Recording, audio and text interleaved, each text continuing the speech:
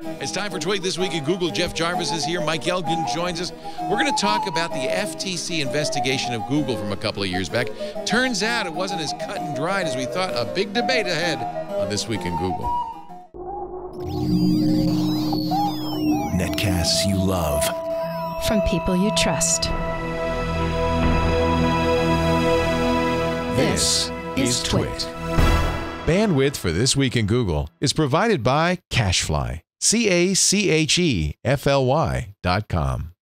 It's time for Twit's annual audience survey, and we want to hear from you. Please visit twit.tv/survey and let us know what you think. It only takes a few minutes, and your anonymous feedback will help us make Twit even better. We thank you so much for your continued support. Twit.tv/survey.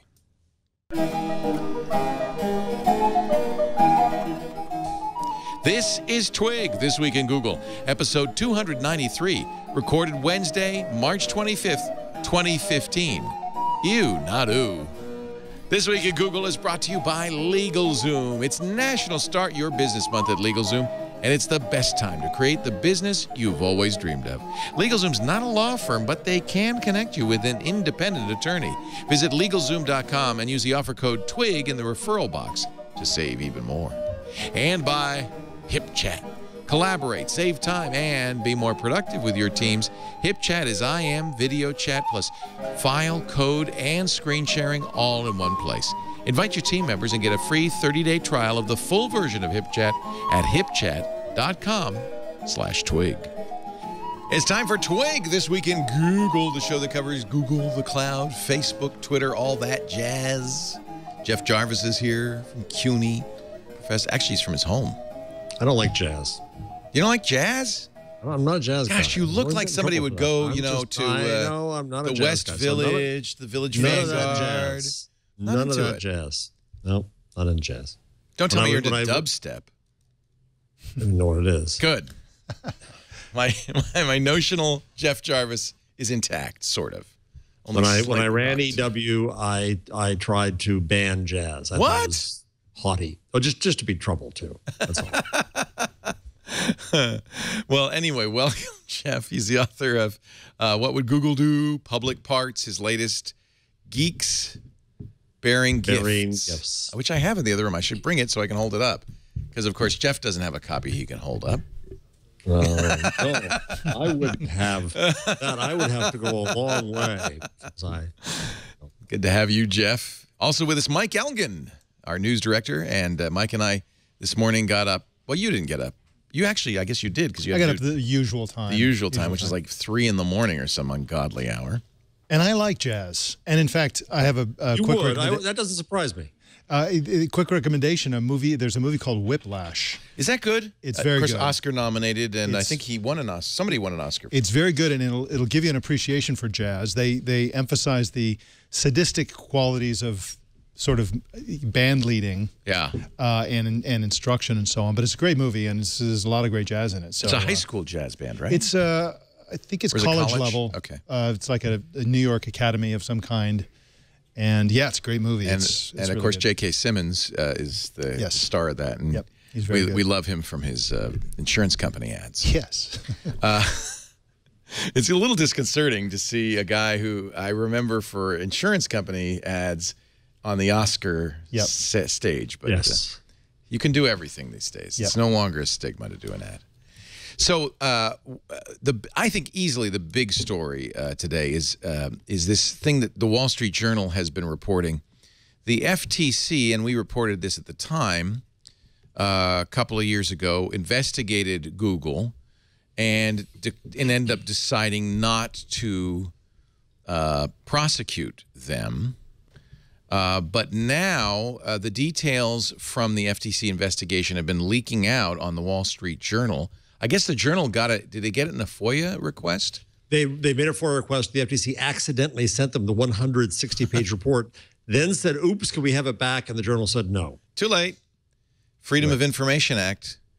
So the staff report apparently was a little bit more negative about Google. Mind you, there are two reports. There's a staff report and there's an economist report. Okay. Staff report is lawyers. Economist report worries about impact on the economy and on consumers, and they're different. And I do, you can read it on the Journal, but I think Danny Sullivan has been doing a marvelous job at marketingland.com. We actually tried to get him from the show. He's not available. Parsing the report. And apparently the Journal's only publishing every other page. Is that right? It's some weird thing where, yeah, he has every other page. And then he says the footnotes so are tying stuff together. To go back to other pages. Yeah. So there's lots of juice in it. Search engine land. And there isn't. Well, okay, this is why I thought it would be a good conversation for this show. Because the impression that you get from the Wall Street Journal article is the FTC should have prosecuted and that went easy on Google and that there's plenty of smoking guns. Is that not your sense? Oh, from the Wall Street Journal, absolutely. And the Wall Street Journal, I mean, let's keep in mind here. And I said at the end of the piece that I wrote about this, I wish Google would F up more so I could criticize them more. Because I don't want to be in a position of defending them too often. Yeah. And I'm not going to defend them fully on this. But let's keep in mind, for context, that Rupert Murdoch has had an absolute attack going on against Google. He had Robert Thompson, the head of News Corp, write a screed against Google. After this report came out, they then went and got the visitor logs for the White House saying, look how often Googlers go and visit the White House. 230 private meetings. Yeah, well, I'm probably surprised at that. They're an important company. I'm sure they're not the only company that had many meetings in the White House. They might have brought T-shirts. I don't know. Yeah. So the report, and this is the one by the lawyers, yes, labeled them a monopoly and recommended litigation. Is that right? Yes, yes. Shortly after the report came out, the FTC decided to close the investigation. But no, they settled it, right? Well, they did ask there were them to change some changes in behavior. Yeah. But they didn't go on for an investigation, and note that it was unanimous across party lines. The Journal is trying to hint that there was a political game here. That's why all the meetings at the White House. But the Washington Post wrote a very good and balanced explanation of what goes on and how in these investigations there are these two reports. Normal. They come together. This is normal. Yeah. So there is a contingent often that advocates stronger action than the FTC ends up taking. That doesn't it doesn't mean the FTC decided. Gosh, lawyers like to sue you. Yeah. So Danny Sullivan says it turns out a vocal contingent inside the FTC wanted stronger action. The report written by the FTC's Bureau of Competition is one of several sets of findings and recommendations. The commissioners then take it all into account. And as you say, the Post says that, somebody's always going to be left out. Not everyone will be handled.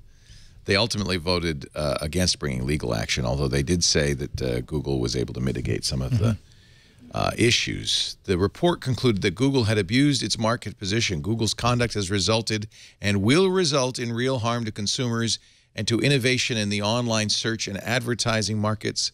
The evidence paints a complex portrait of a company working toward an overall goal of maintaining its market share by providing the best user experience, that's not illegal, while simultaneously engaging in tactics that resulted in harm to many vertical competitors and likely helped to entrench Google's monopoly power over search and search advertising. And this is the thing I've always said was a red flag with Google, was that they're in all of these businesses, Google Local, YouTube, Google Shopping, the Google Flight thing, the booking stuff, where they would have a temptation to put their results ahead of competition's results, even if technically in the search it shouldn't be, if PageRank wouldn't rate them that highly. And that's essentially the fundamental complaint here, right? That they found evidence that Google had done that. Well, I'm sorry. Go ahead, Mike. Okay. You go first. So it's not that clear, especially if you look at Danny Sullivan's posts on this, exactly what it is that they found. They found a lot of tweaking. And from what I can gather, first of all, this is from 2007. And at the time, apparently Google was vexed by the fact that product searches for product and service-oriented results were very poor. The user experience was poor. So if you forget about the content, the experience was very poor, and they were testing these different types of results against, groups of people, and seeing whether they said, okay, I like this result, I don't like that result. Yeah, we'll call these testers the searchers. That's what the term Danny uses. Exact. Sounds like a creepy movie. You know. These are like focus groups. Basically. Exactly, focus groups, exactly. And so Google has something called a diversity algorithm. So if, for example, if somebody searches for Leo Laporte, they're going to get all this praise for Leo Laporte, but Google will go find some criticism of Leo Laporte and throw it in there because that makes searchers happy. Because it gives balance. You a choice. Yeah, exactly.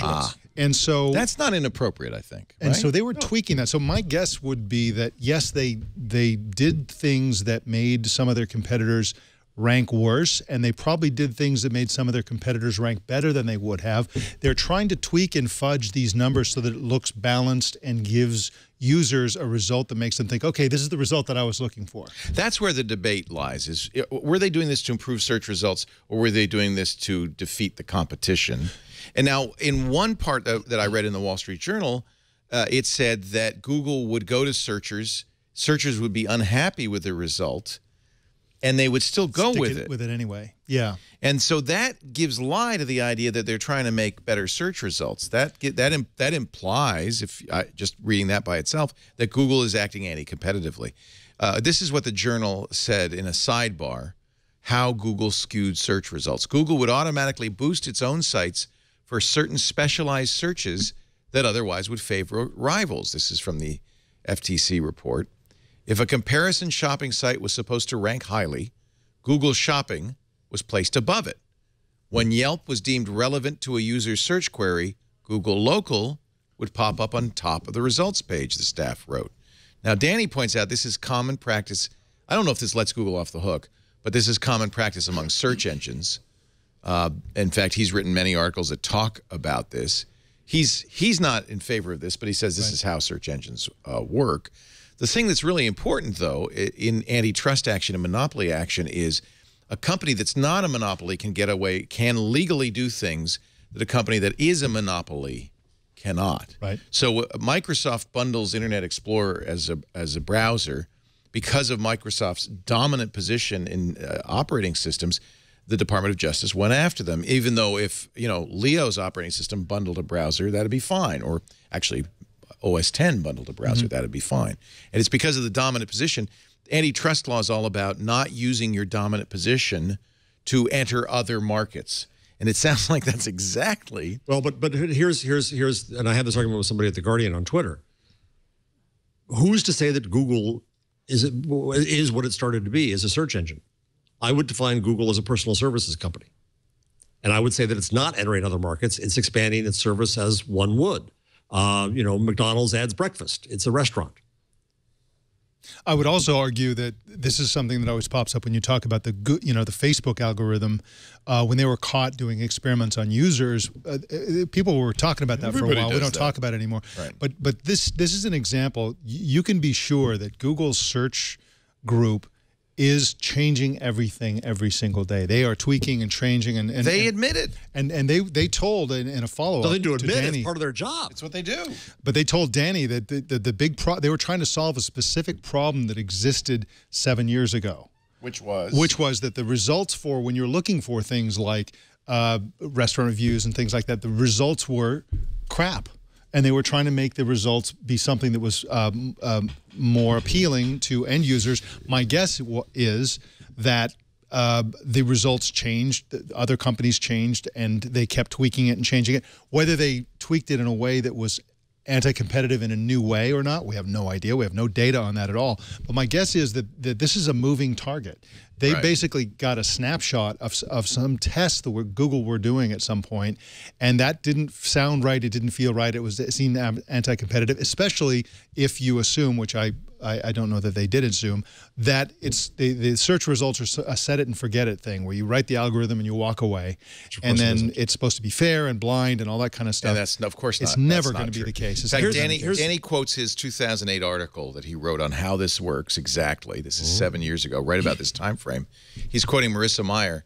He says, Marissa Mayer said the first result in Google might get clicked on more than 1/3 of the time out of all clicks. In other words, that first result is the result that really counts. In fact, Google's search quality team makes it a goal to try to make that first result as relevant as possible. Universal search well, he goes on to say, in contrast, the one-box insertions, those are those boxes on the side, right? Yeah. Get clicked on less despite getting prime placement on the page since they aren't as relevant. Or maybe the one box is the one that's in the search results above the first click. Anyway, Universal Search, this is his articles about this technique, aims to fix this through something called blending. With Universal Search, Google will hit a range of its vertical search engines, then decide if the relevancy of a result from book search, for instance, is higher than a match from web page search. Overall, now Danny writes today, what the FTC staff seem to find so damning about Google actually reads like a standard practice to those who know how search engines operate and why they operate the way they do. But then he says, not this part. And this, it's not clear, but I think this is from his story in 2008. While Google, or is it from the? I can't. You know what, Danny? The story, right? The staff said so. It's a okay, story. This is the Wall Street Journal. Maybe it's story. the Journal. Okay. Yeah, this is the Journal story. While Google promoted its own results, it sometimes, and this is the key, demoted rivals. The FTC staff found. For example, Google compiled a list of comparison shopping sites that compete with Google Shopping, and demoted them from the top 10 web results. Staff wrote. According to the report, and here's what we were talking about with searchers, Google users and tests didn't like those changes. Only after Google tweaked its search algorithm at least 4 times and changed the ranking criteria did the new results get slightly positive feedback. Slightly positive. That's when Google went with it and said, all right, we were able to move the needle a little anyway. It's always worried me about Google, and we've always said on this show, there's no smoking gun. But keep going. But keep going. That's alarming, Danny writes. Google has this is his modern article, that's consistently said over the years in various ways, at various times, it doesn't blacklist particular websites for competitive reasons. Yes, sites might get manually penalized or hit with algorithmic penalties for violating Google's spam guidelines. Matt Cutts does this all the time. In fact, that was a big improvement in search results when Matt Cutts stopped linking search results from the search results. And that was a big problem. Remember, you'd get link farms and stuff. But no, Danny writes, Google has said it does not try to wipe out Yelp or Bing or Expedia just because they compete with it in search areas. The Wall Street Journal's article about the FTC staff report suggests evidence this is not the case, that Google indeed actively decided it would demote competing sites and did so even though its searchers didn't like it. And there's 3 postscripts here. Yeah. That make it so we talked with the Wall Street Journal reporter, first postscript, Rolf Winkler, about the demotion section. A scan of the actual footnote covering this on the Wall Street Journal site, but I haven't been able to locate it yet. Sounds like Google may have been doing a test that didn't go out to all searchers at the time, wanting to improving this diversity that we were talking about of search results. One of the big problems at the time, writes Danny, is that it was common to do searches that led back to pages of search results at other sites, which is, as we all agree, a pretty bad user experience. Google even issued a guidance against it. The guideline remains, although Google pretty much seems to ignore it. So what he's saying is, this example, you do a search for buying a product. You click the top result, which actually leads you back to another shopping site, which gives you more of its search results. This is an experience Google says isn't a good experience, and they demoted them for that reason, not because they're competing. Am I reading that correctly? Yeah. And keep going. Okay. Next postscript. Postscript 2. I feel like we're in court. I found, Danny writes, where the Wall Street Journal has posted some of the original report it obtained. The section about demoting competing sites is covered in footnote 154. The context to what 154 is covering isn't provided. This is a case where we don't have the page, but we have the footnote from the page. And by the way, only Danny Sullivan, bless his heart, would go through and find footnote 154. I was watching him at 5 or 6 this morning live. Actually, it was 6 his time. I was at 3 a.m. this morning, California time, watching him live tweet this process. Yeah. It was amazing of going back and forth. And that's why I really wanted to get him on, but he's probably sleeping. Although Google originally sought to, this is the footnote, although Google originally sought to demote all comparison shopping websites, after Google raters provided negative feedback to such a widespread demotion, Google implemented the current iteration of its so-called diversity algorithm. Google claimed the goal of this algorithm was to increase the diversity of Google's search results for product-related queries. So far, I don't have a problem with that kind of activity. Zero problem. Right. We don't want to search for a companies, product and then get a page that's full of searches for a product. Right. But there were companies there was a couple companies have sued Google saying you've ruined our business. We are a legitimate, index, and Google says no, you are a awful comparison site and just spammy. And this is where I have long argued that Google is at its most vulnerable because it does indeed hold the power of God over these companies. And what I have suggested, nobody pays attention to me, but what the hell, is that Google should have some kind of outside jury of commercial peers, because it's in the interest of decent companies not to have that crap in search. And somebody, though, has to judge, is this a legitimate company or is this just a crappy comparison site that's just trying to get search juice? And it's not sometimes an easy call, and that's where Google is at some vulnerability, and this shows the vulnerability. Yeah, and it's why I've said again and again, Google just shouldn't get in these side businesses. No, that's where I think you're wrong. But there's always going to be, Caesar's wife must be above suspicion. There's always going to be the suspicion, if Google's in a competing business, that it's going to favor its search results. Is it a competing business to force to give me, as I'm using regularly now, flight results directly on Google versus making me go through Fakakta Expedia, which is a pain in the butt? Well, in that case, Google provides a better service to me through its direct flight recommendations, for which it bought a company, for which it's having a competitive impact on the others. I don't have a problem with that because it's a search result. The search is a vertical search, a flight search, and in fact, when you click the link, you are then sent to the airline. So all it's doing is giving that's a form of search. Probably getting a commission. I don't know. Here's where let's use a cleaner example. Yeah, I know, but that's a search. That's a search function. Let's give you a cleaner example. I search for a video. I search for twit, a twit video. I search for This Week in Google, and I get two results. Number one result is our show on YouTube. Number two result is our show on our webpage. Let's say. I don't actually know if that happens. The problem is, if that does happen, there's this inevitable suspicion that Google's doing that to promote its own service over my site. In fact, your site comes up first. The Wikipedia entry comes up second, and YouTube comes up No, but you search for a show like I don't know what happens. This Week in Google. Yeah. This Week in Google 2, 3, 4. And yet, putting another fly in the ointment, we have personalized search. We come up first. Nice listing. Yeah, YouTube is the third result. And this is one of the problems with this criticism or this fear that Google is going to favor. It's actually very difficult to do searches and find clearly skewed results. And that's why we search on This Week in Google, the words. Yeah, but all I'm saying is that's why. But I think it's important. It shows the quality of search. Look. Search on This Week in Google, and that's why I've given them a pass, because in these obvious examples, they've been very. What a nice big but Jeff, these are the obvious examples. And by the way, YouTube is the number 2 result, which it probably shouldn't be, but nevertheless, you're right, and that's why I've always given them a pass. Okay, as far as I can tell, they've not been, doing that. But now we have a smoking gun, and this that they are doing it for diversity or whatever. The point is they would be above suspicion if they weren't in YouTube, if they didn't own YouTube, if they weren't in these businesses. But I know it's a privately held. Who's to say? So you freeze dry a company at one point and say this is what it is. Google, I think, in the long run, is not primarily a search company. Google, as I just said a few minutes ago, is a personal services company. I value Gmail as much as I value search. I understand. It's an ad company. But this is why there's some difficulty here, and the easiest way to cut this problem would be just not set yourself up in competing businesses. But then you freeze dried the company and you put a fence around what it's allowed to do because it's in one business.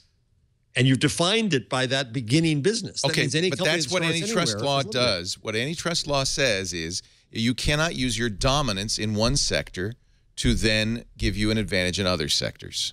I don't think they've done that in this case. Let's go to the next case of the FCC. Or unless you want to continue on. No. I think enough said. Enough said. No. Whoa. I want to go to the rest of the FTC thing. But there's a Google response in Danny's piece right there. Postscript 3? Yeah. Google sent me some background information now, which I'll summarize as follows. It didn't provide a statement I can actually quote, just info offered to explain the situation from its point of view. Google said, and this is Danny writing, in 2007, aggregator comparison sites were dominating results for product searches. We remember those bad old days. Yep. Yeah. And these sites were often of low quality. I used to use PriceWatch a lot. Yeah. In fact, starting in 2000, I used PriceWatch all the time. Now, if I search for an ASUS motherboard on Google and it sends me to a PriceWatch search page, that may actually be what I'm looking for, but maybe not. And I don't think it's wrong for Google to say, well, that's probably not a good result. You want to find that ASUS. Basically, you want us to do what PriceWatch is doing and give you a list of places you could buy that ASUS motherboard by price. But you can also see how the FTC might say, well, that's just you getting in their business. By the way, is PriceWatch even around anymore? You'd hate to be in that business if Google's doing it. Even in cases of good quality, Google, again with Danny, Google still felt it was a search issue when people would click from its search results to ultimately land in another list of search results. That would be the PriceWatch example. Google says it was a desire to improve these user experience issues that motivated the experimentation, not an effort to push its own shopping results. The goal, Google says, was to come up with the right mix of shopping aggregators as well as actual merchant sites. Eventually, Google says it found a mix its raters liked. The FTC says liked a little, but okay. One that retained the best aggregators as well as providing for overall result diversity. That's what was kept. It stressed this type of diversity is something it aims for in other instances. Let's say you search for Birdman, where people may want theaters and showtimes, a trailer, info on actors, as well as news. And that's what Google does do very well, right? Yeah. It does give you a diverse mix of results. Google says the shopping algorithm change was limited to English language searches only for those within the U.S., those outside the U.S., such as in the EU, or those searching in languages other than English from anywhere didn't get it. I don't know why that would be. Google said that the FTC addressed the experiment with its closing statement to say that it was part of the changes that could, quote, reasonably be viewed as improving the overall quality of Google's search results because the first search page now presented the user with greater diversity of websites. Well, you can see where the argument is. You could see both sides have a point of view. You could see that the FTC commissioners, having weighed those, decided to trust Google's The Wall statement. Street Journal's report, I think, made it seem as if they'd found the smoking gun and said, aha, Google did bad. Let's go to something where I think there is a less clear case here. Okay. Which I wrote about, which is that Google is accused of having said to, of scraping TripAdvisor and Yelp and such. Okay, they scrape things. I have no problem with that. I went through this kind of piece by piece of where's my line. Scraping is not a problem. It's the same as reading. Holding on to it so that you can analyze it for search behind your wall, not a problem, in my view. Some argued that was a copyright violation to hold on to a copy. I don't have a problem with that. I see that's what a wrong. search engine does. Let's face it. Exactly. So I have no problem with that, right? Quoting from a site in the process of linking to it. Well, this is the essence of the, get ready, folks, Leistungsschutzrecht and Spain link tax fight. But I've already made my view on that clear. I have zero problem. That's fair use. And I agree with you. It doesn't. It's an extract to give you an idea of what you're going to get. So when here's you click. where we get to the problem. It does not replace the content. Here's where we get to the problem. Snippets are okay. Is that it is alleged that Google, I think that Google wholesale copied and republished content from the places like Yelp. That would be, in my view, a clear violation of copyright. The second part then of this was that it is alleged in the journal that when competitors asked Google to stop taking their content, and I'm quoting, it threatened to remove them from the search engine. This is the problem. Google wields a mighty stick. Would be a terrible action. Right. But I don't see that that's been proven conclusively in what was said here. And the reason is because what we know is Yelp's never disappeared from search. In fact, that's how I get to it most days. When I search on a restaurant on the way home, it's the Yelp link that I click on because it has a better phone link on it, and I use it all the time. So I don't know that that actually ever happened. If Google threatened it, that would be wrong. That would be evil. That would be ungoogly. I don't know whether there's pure guilt there. So that's one case. I agree with you. That would be a very strong smoking gun. You'd have to find an email to Yelp. In fact, Yelp should step forward. This is an opportunity to say, yeah, I got the email right here where Google says we're going to pull you. Let's see it. Now, let's also remember this is A, this was 7 years ago. Right. And B, it is if it happened, it's a wrong action. There should be something about that. I have no problem. But is that cause to launch a gigantic investigation to break up the company? I think one stupid sin does not that make. We remember the whole case about Google supposedly scraping people's data as they drove by, and there were calls to break them up right then. If they did that, that would be wrong. That would be evil. They shouldn't have done that. There should be consequences. But what are those consequences? The next thing is this question of Google favoring its own services. And I dig into that too. And here I'm still going to say, and I understand your point, Leo, that they're in other businesses and that puts them in a position of conflict of interest. And that's why I've always said they can't own content purely. But let's remember a couple things. There is who says, show me the law that says that search must be impartial. Let's remember a couple things. Number one, that's the last thing we want because that's noisy search. I want search to be highly partial toward quality, relevance, authority, timeliness, and other factors. Impartiality is also impossible, literally impossible. It is impossible. We know that in journalism, we know that in search. So it's a ridiculous, made-up standard. No such standard exists. Let's start there. Then let's also remember that the idea of ads in search originally came from Bill Gross's GoTo.com, which became Overture, which was bought by Yahoo. And Google eventually had to pay, I believe the number was $365 million in a patent settlement with Overture and Yahoo because they took the idea of putting ads in search. Now, when GoTo did it, the advertiser paid for placement. They paid for preferential treatment in search. And that was the way it was. Google is the one who set their standard, who said, no, that'll be bad search. So Google set its own bar. There's no law anywhere that says you couldn't have prejudicial search. If you want to, you can. It's a product. You can make prejudicial newspapers. You can make prejudicial TV shows. You can make prejudicial search. There's no law anywhere that says that search should be impartial in that sense. Now, at the same time, the FTC does indeed take companies to action, not for violating the law, but for violating the company's own promise to consumers. So the question here is, did Google ever promise to consumers that search results would be so-called impartial? I can't find that. Google did promise that ads should be relevant and labeled. Both of those things are true. So I don't see, if it's true that Google purposefully and with competitive intent downgraded competitors to push its own services, I would say that would be wrong. But I do not think we've seen a smoking gun of that happening. The only other 2 points in the journal that I mentioned is one is that they allegedly restricted advertisers from using data obtained during a Google ad campaign in ad campaigns elsewhere. I think that's wrong. I think that goes against the principles of Google and open information, and Google did stop that practice. But I think it was a wrong practice. I don't know that it was necessarily illegal. I think it was ungoogly. And then finally, in just a graphic, Google said that the journal said that Google tried to restrict sites that did search deals from also doing deals with competitors, including Bing. I would say that's just stupid. That would be a red cape for antitrust investigators. But in the report, according to the journal, one investigator said there was insufficient evidence, and so that one doesn't go. So in the bottom line here is that I don't see, again, I wish they'd F up more so I can criticize about them more. I have criticized them for things.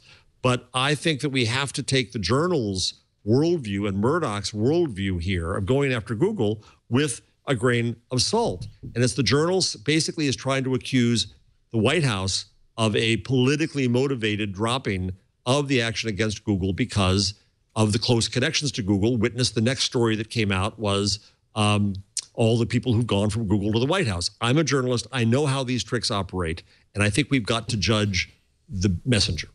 There's another thing that has to be said anytime you talk about antitrust, because there's a bit of confusion about what is illegal and what isn't illegal. Now, I'm not a lawyer, but I do watch The Good Wife. And one thing that people need to be aware of is the fact that it's not against antitrust law to do things that harm competitors.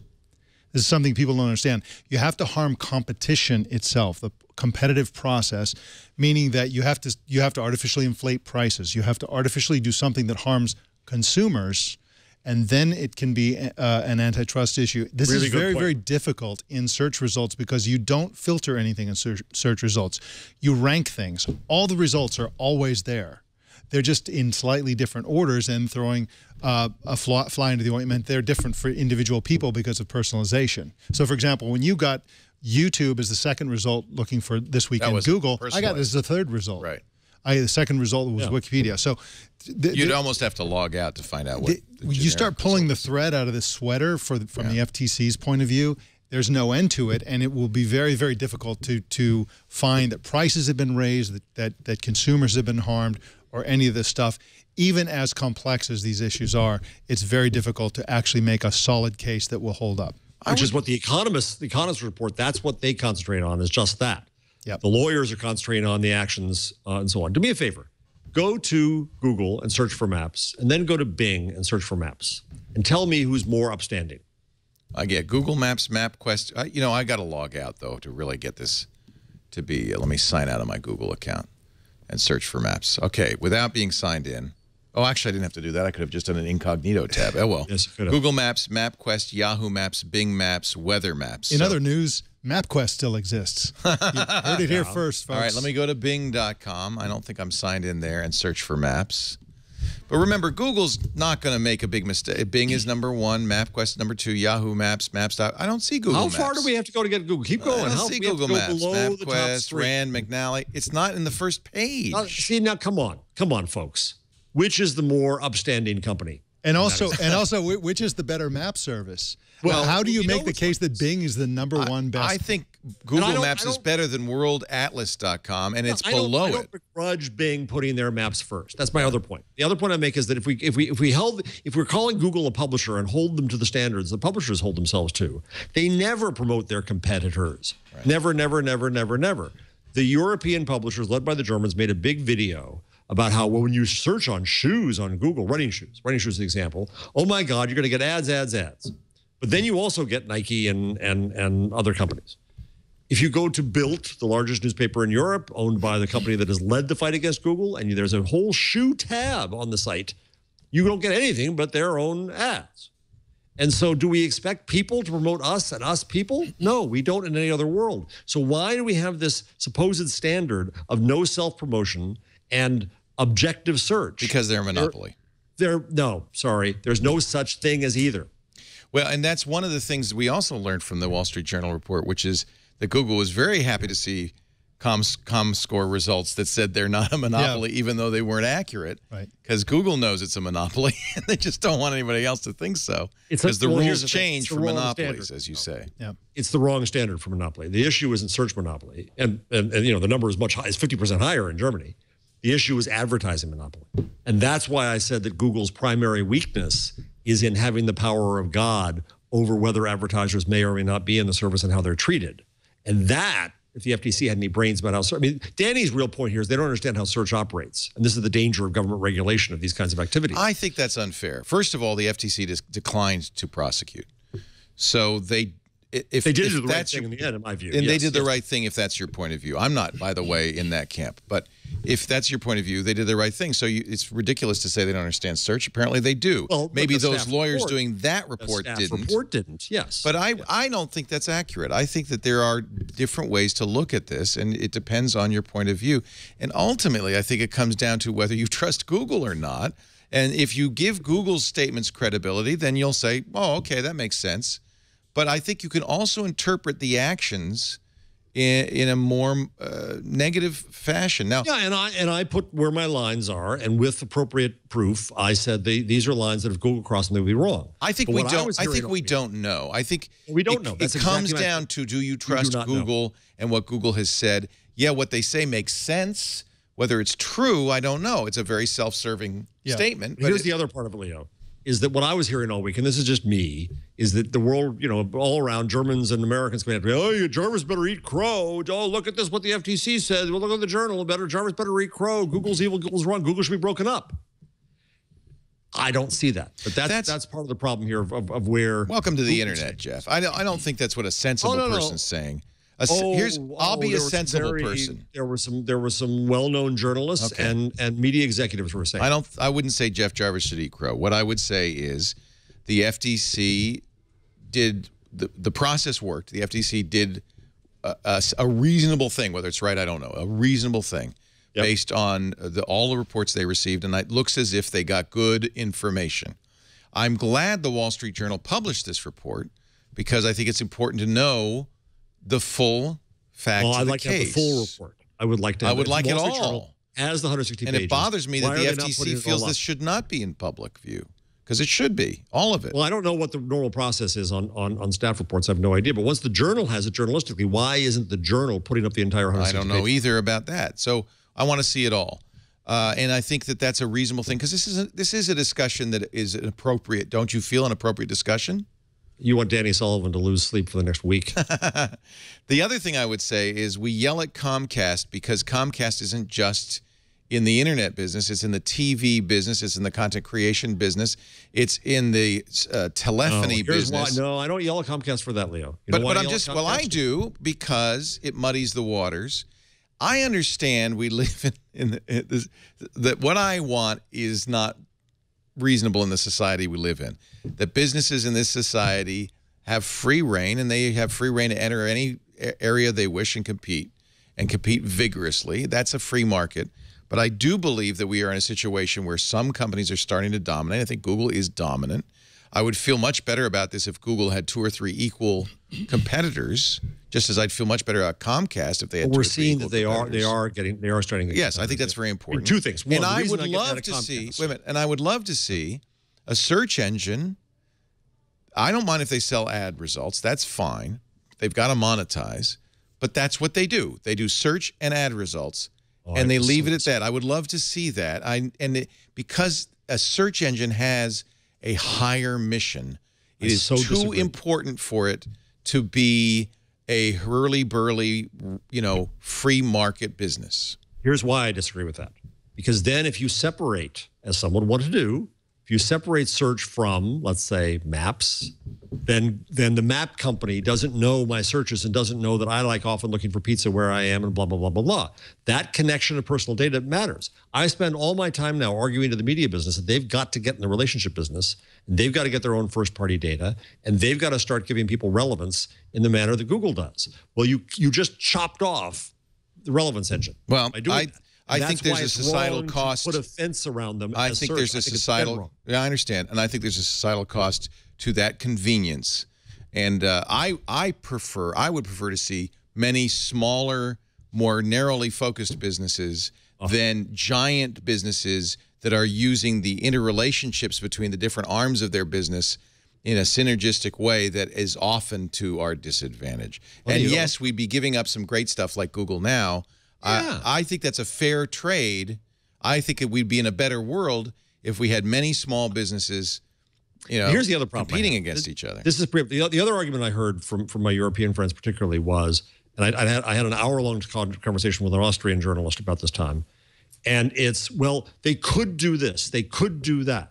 Just because you could do something is not, unless you're Tom Cruise with a big screen in front of you, that is not cause for legal action. Right. It's what you actually do. I agree. That matters. Yeah.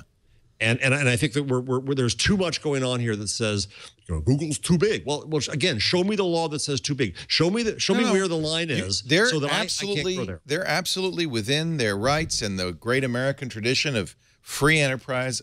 I'm not saying it should be against the law. I'm just saying it would be nice aesthetically. And I think that the thing that has to be mentioned is the fact that we're moving to a world of relying on virtual assistants for a lot of answers, and they don't give you results; they just give you answers, and you don't know where it came from. And it's like, talk to Siri and say, "Hey Siri, what's the deal with XYZ?" And it says, "Here's the answer." Apple has intentionally where did that come from? Cut the head off of that result. Exactly. They don't want it to say Google, and so that's going to be a harder problem. There is competition growing, Leo. We have a story in the rundown today, Business Insider, and it's typically blunt way saying that, is Larry Page asleep at the switch? Google should be scared to death of Facebook. Facebook's not nearly as big as Google yet, but it is making huge inroads. And I want to remind you of the days when certain parties thought that Microsoft was going to take over the world, and now Microsoft is darn near a laughingstock, except on your show. Because you're nice to them. I shouldn't be so nice to them. I don't know. I think in Windows Weekly we spend a lot of time going, "What is?" No, you do. I know. I just got a joke. I'm sorry. This is a great conversation, and I completely see your point of view, and yours. We just disagree. Yeah, I don't even know if we disagree. Yeah, we do. I fear a company where those synergies are so massive that we become little cogs in their data machine. Is it possible? But here's the question, Leo. because somebody went after me, somebody who's a Google hater went after me when I said that I think Google is basically a good company. Oh, Google apologist. No, I agree with you. I think they are basically a good company. Well, but that's the question. Yeah, well, that's part of the questions. I think that there are those who think that companies, Siva Vadanathian, who I respect greatly, just says companies must be companies, and basically they're going to. I don't want to. I'm going to oversimplify via Siva. I don't want to do that, but that there are those who would say companies will inevitably go bad, be wrong, be corrupt. Can we believe in the possibility of a good company? And I still hold out the idea that we can, because if we can't, then yeah, you reflexively regulate everything, but you then limit the upside of the world that's being created. And that's I know I sound like a libertarian. I'm a Hillary Clinton Democrat. I'm a liberal. I believe there's need for government in many cases, but I don't believe in reflexive regulation. Well, I agree with you on that. I think we all agree on that. Oh, a lot don't. A lot. But I do feel like there's such power in nowadays in a search engine like Google to be the arbiter of fact. It's curation, and I think they should be. I would love to see an order, a priesthood that would hold as its highest goal to do the best job at that as possible. And of course, if that's their highest goal, then they wouldn't get into side businesses. That you maximize profit by getting into side. Well, so businesses. use DuckDuck. Make them a nonprofit. Oh God, communist. Well, I think there are some things. Go eat your. I don't want to. I think there are some things. The roads are a good example. The roads should be nationalized. They shouldn't be run by private business, because otherwise you get interlocking toll roads and you get all sorts of horrible things happening. There's certain things that work best if they are not held by a for-profit entity. Never with speech. Never. That is a First Amendment violation. Search is speech, damn it. And if you then do that, because hey, that's exactly what China wants. Yeah, we'll control the search for your own good. I don't mean government run. I mean nonprofit. Like nonprofits are any better? No, I'm sorry. I mean, well, I think that if you, I know plenty of nonprofits that are greatly compromised because of where their money comes from. You'd also have to suppress speech in the sense that if you had, let's say, for example, they have the right to do this. I'm not contesting. But what I'm saying is there are market forces here, and there's how reality works. If Google were suddenly handed over to a nonprofit organization, it would suddenly halt in its tracks, because nonprofits are very, very slow. And then some nimble startup would come out of Stanford, and everybody would gravitate toward it, and you'd either be back to Google again with a private company making these decisions, or you'd be saying we have a law saying you can't have a search engine. I understand what I'm proposing is not practical. I completely understand. And I know you're being provocative. I'm not even being provocative. I think this would be I think we need a society of Jesuits who have a single goal, which is to curate, to provide a good search that is not tainted by appearance or fact of competition. It would solve also this privacy issue. People are worried about Google. The more these synergies happen, the more Google knows about you. It scares people. All of those would go away because Google wouldn't need to know anything about you. You know what you're doing, Leo? You're erasing Gutenberg. You're going back to the scribes. You want scribal search. Not in every respect, but if you're going to give a company the right to curate, the right to arbitrate fact, it's become such a powerful thing. Yeah. I feel like I know it's not going to happen. The bottom line is that, number one, there's no such thing as valueless search results or content. A search engine company has its corporate values. Those are not going to be in line with anybody else's values, yours, mine, anybody's. And the second horrible reality is that any sort of entity that has a search engine, somebody has to do it. Somebody has to. Is government the right one? Yes. No. Is a bunch of Jesuits? I don't know about that. There's always going to be POV. somebody. I understand. There's always a point of view. So that's why the next best thing is to have true competition. And while you might say, oh, yeah, well, we got Bing and we got Bing, there's not competition in search. So I'll go back to Alta Vista. There is not competition in search. And the default is Google. And I don't know where these market share numbers come from, because no one I know uses anything but Google. One good thing is that it's not universal. So, for example, in Russia, Yandex is a bigger search engine than Google. It's just in the U.S. U.S. isn't even nearly as Actually, it's bad as bigger it is in Europe. In Europe, it's like 93% or more, something like that. U.S. is much better. 63 or something. 63 or something like that. Yeah, but although those Leo, numbers there's a lot of people. Well, but it's the same reason as why is Yahoo still around? Why is AOL still around? Because people have habits that go way, way back, and that's we're not like that. You try every darn new thing down the pike. But that's is not DuckDuckGo a true competitor? No, it's not. Why not? But, being an AOL and Yahoo are together, and but DuckDuckGo is not. Where does DuckDuckGo's where do their results come from? They come from other search engines, right? Because they keep saying they're going to make a crawler. I don't know if that's a viable notion. Another way to look at this is a whole different way to look at this.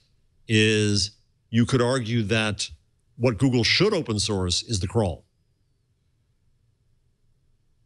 data. Okay. And let others build on top of that. I like that. Let others be the curators. But what I'm buying from Google, what I'm with my time and my is their curation, is their point of view. Is the value they are added. Yeah. I like this idea. Partiality they're adding in. This is analogous to the idea of let the municipalities create the infrastructure for an internet, but let 100 companies on top of it provide the internet access. I like that idea. Again, and something that's never going to happen because that is the crown jewel. But if you were France and Germany when they were trying to create their own Google, they were trying. Well, there's a couple things here. One, they were trying to create the wrong thing. Yeah. Two, I would argue once again, the monopoly's not in search. The monopoly's in advertising. Right. That's what nobody looks at. Except it is in search because the crawl data is impossible to duplicate. Yeah, but it's beyond that. It's now just a marketplace because the search data doesn't really greatly affect. DoubleClick, the way it does search ads, and DoubleClick is a huge part of the business, and video ads aren't greatly affected by the search results. So no, Google's monopoly is in digital advertising. Well, if that's the case, that's good news because they as you point out, Facebook and others are giving them a run for their money. So if that's the case, then but I feel like it's not the case because I feel like what they have really is the index of the internet, and that is so hard to duplicate. No, I don't think it's not the raw data about the internet. It's not the scraping. You're saying it's the information they have about us. It's relevance. It's the experience data. Yeah. So but even that again, I don't think that's the monopoly. Oh yeah. Let's take a break. I think it's a great conversation, and I don't think there's an answer to it. And I actually think the FTC did the right thing after looking at all this analysis. Yeah. But I'm also glad that I maybe don't go as far as you do as saying this is a hit piece by Rupert Murdoch. I think it's appropriate for the Journal. I want to see, let's publish it all, Wall Street Journal. I'm just saying, and I don't want to besmirch Wall Street Journal journalists. The journalists of the Wall Street Journal are wonderful, amazing work. Yeah. But they are affected by, I think one must judge some things in the light of the ongoing, never-ending attacks on Google. I think have an impact on how we judge that. Yeah, but you know what? Real people don't care. They just say, what's the best search engine? Actually, they don't even say that. Right. They don't know what they're doing. They just type it in the hole in the top of the browser, and whatever happens, whatever comes out, that's what they use. That's really what the back end? That's the power. Do we know the back end of Siri in terms of the search results? It's a variety of things, including Google, Wolfram Alpha, Wikipedia. And they have a tendency to try to get rid of Google as much as possible. No, I think they use Google. What they have a tendency to do is to strip the name Google. The ads out, right. If I were Google, I'd be a lot more incensed about what Apple's doing to them than what other companies are saying about Google doing to them. March is National Business Month, so get going. It's business time. We're brought to you today by LegalZoom.com. If you're thinking about starting a business, well, couldn't be a better time. National Start Your Business Month.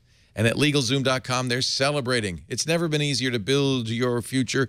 LegalZoom provides all the support you need, as it did for me 10 years ago when I started my business. In fact, that's about, they've been doing it for just a little bit longer than that. And they've helped 1 million business owners, just like me, Get started with LLCs or S or C corps or doing their trademark. We got 2 trademarks. Was very easy. Did not need a lawyer for that. I just needed LegalZoom, and that's good because LegalZoom is not a law firm. They just help you get stuff done at your direction. However, here's a good thing. If you do need advice for your business, no problem. They're not a law firm. You're not going to a building with 100 lawyers in it. What they've done, though, is built a network of independent, trusted attorneys that will provide the guidance you need for your specific situation. And you can choose that attorney based not only on their profile, but unedited reviews from LegalZoom customers. And here's the best part. During National Start Your Business Month, LegalZoom is offering an attorney consultation for $50. My attorney, as soon as he answers the phone, $50. Right. I don't have not one word, that's $100. 2 words, $300. $50. If you're unsure about the best way to start it, and by the way, I'm not knocking my attorney. I'm just saying it's expensive. If you're unsure about the best way to start, if you already run a business and you need some advice, this offer's for you. Get legal advice for your business with no further obligation for a low one-time cost. They do wills, too. I highly recommend this. A power medical attorney. If you don't have one, you got to get one, a medical directive. The wills and all that stuff on LegalZoom are far less expensive even than on Better Call Saul. And he's a bottom-of-the-barrel attorney. He's as cheap as you can get. I'm only seeing it 2 episodes, but I'm loving it. Great show. Go to LegalZoom.com today. Find out more. Attorney consultations are provided by independent attorneys available in most states. Get the legal help you need for your business at LegalZoom.com. And by the way, not only do you get that $50 consultation, but you can also use the offer code TWIG in the referral box, and you'll save even more. LegalZoom.com. Please use the offer code TWIG. Mike Elgan's here. Love having you here. Appreciate you coming in earlier Love this the morning. show. We were at the Facebook F8 conference. That's right. Watching Zuck on That's stage. Right. He killed a buffalo on stage. It was amazing. And did he eat it? Yes, he did. He ate as much as he could. He had blood all over his face. It was horrible. It is clear when you watch Facebook that they have ambitions far beyond that as a mere social network. Right. They want to be an alternative internet, basically. Yeah, it really looked like they want to be AOL. Yes, that's right. Like you go into Facebook at the beginning of the day, and everything is within there. When they send me a disc, I'm done. You're done. I'm canceling my Facebook account. They did announce, so last year at F8, this is their developers conference. By the way, we will continue to cover it tomorrow, the second keynote, 10 a.m. Pacific, 1 p.m. Eastern Time, 1700 UTC. Mike and I will be here, and it's going to be, we think, the Oculus Rift stuff. Right, virtual reality. VR helmet stuff. But today, what they were talking about wasn't as revolutionary as last year. It was really kind of the same stuff. Yep. But, the idea that Facebook's motto is very famously, what is it? Work fast and break things, or something like that. Go fast and break things. And get drunk and break things. Last year, Zuck said, well, what we really do is our new motto is go fast and provide a stable infrastructure, which doesn't have the same ring. He's older now. Yes, that's age. And that's what happens when you hit 30. But for developers, that's kind of what they want to hear. And so it was really about a developer platform. But the one thing that is kind of interesting, this whole year has been about deconstructing Facebook, taking the big blue page and turning it into slices of apps like Messenger and WhatsApp and Instagram, and I think more are coming all the time. This was a little bit in the opposite direction. They wanted to say Messenger is a platform. Right. Platform was the word they kept saying again and again. And they showed Messenger integration features, the ability for you as a developer to create an app that worked with Messenger. They showed Jib Jab, and it becomes a part of the Messenger infrastructure, extends Messenger in effect. Yeah, which who wants that? I didn't want it.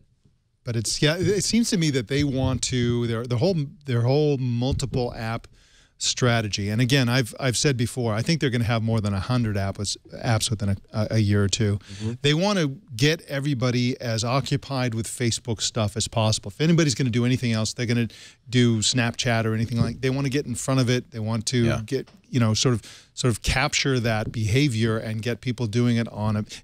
My guess is that even today, a huge number of people use Instagram, either don't know or don't care that that's a Facebook product. They just like Instagram, and this is fine with Facebook. It doesn't even look like a Facebook.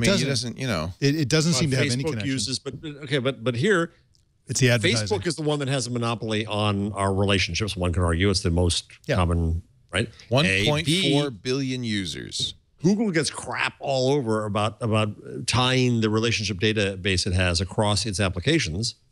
Facebook doesn't. Right. And I don't think they should, but it's interesting to me that that's what makes this powerful is that Facebook knows you across WhatsApp and Messenger and Facebook. Well, and the only thing they need to know is that it's you so they can serve you ads, right? And also harvest your personal data and behavior. I mean, they have something called Moves. I don't know if you've ever used this, but basically it automatically tracks your how much you're running and biking and all that kind of stuff, but also where you go. So if you look at your day, it says, oh, you were at Starbucks for 22 minutes. But Google's been doing that for years. Yes, but this is an interesting thing that now Facebook can take that sort of location data and they can apply to advertising on Messenger, for example, or some other location. So you have an ad network that's across all the platforms, and you have data aggregation across all the platforms. Powered by that. And which again, I'm arguing that rather than trying to kill all of that going on, what I argued in my media confreres is get in that game, people. We'll talk in a few minutes probably about Facebook and news, and this has been my sermon on that point. But what was the best part of FA? Aren't you sitting on top of sand? Because really, ultimately, if you build your business on Facebook, their interest is not you, it's them. Yes, but it depends upon the deal. I think that the idea that we have to continually drive people to us and our sites, that goes away, especially in a mobile world. We're going to have to go to where people are. So the art of this, I would argue, is what deal Facebook does. And I've talked with Facebook about this. And I wrote a post before all these announcements and leaks saying, here's my wish list of what I wish Facebook would do for news. And then when there's word from the New York Times that they are talking to news organizations, my message is very simple. It's not sufficient to put your content up on Facebook to get branding. Good. It's not sufficient to put there to get links. Good. It is a help to get revenue. Facebook should start sharing revenue for those cases, and that would be a good thing. But neither is that a business model. What you need to get is data. Now, the yes but I get from everywhere is, well, about privacy.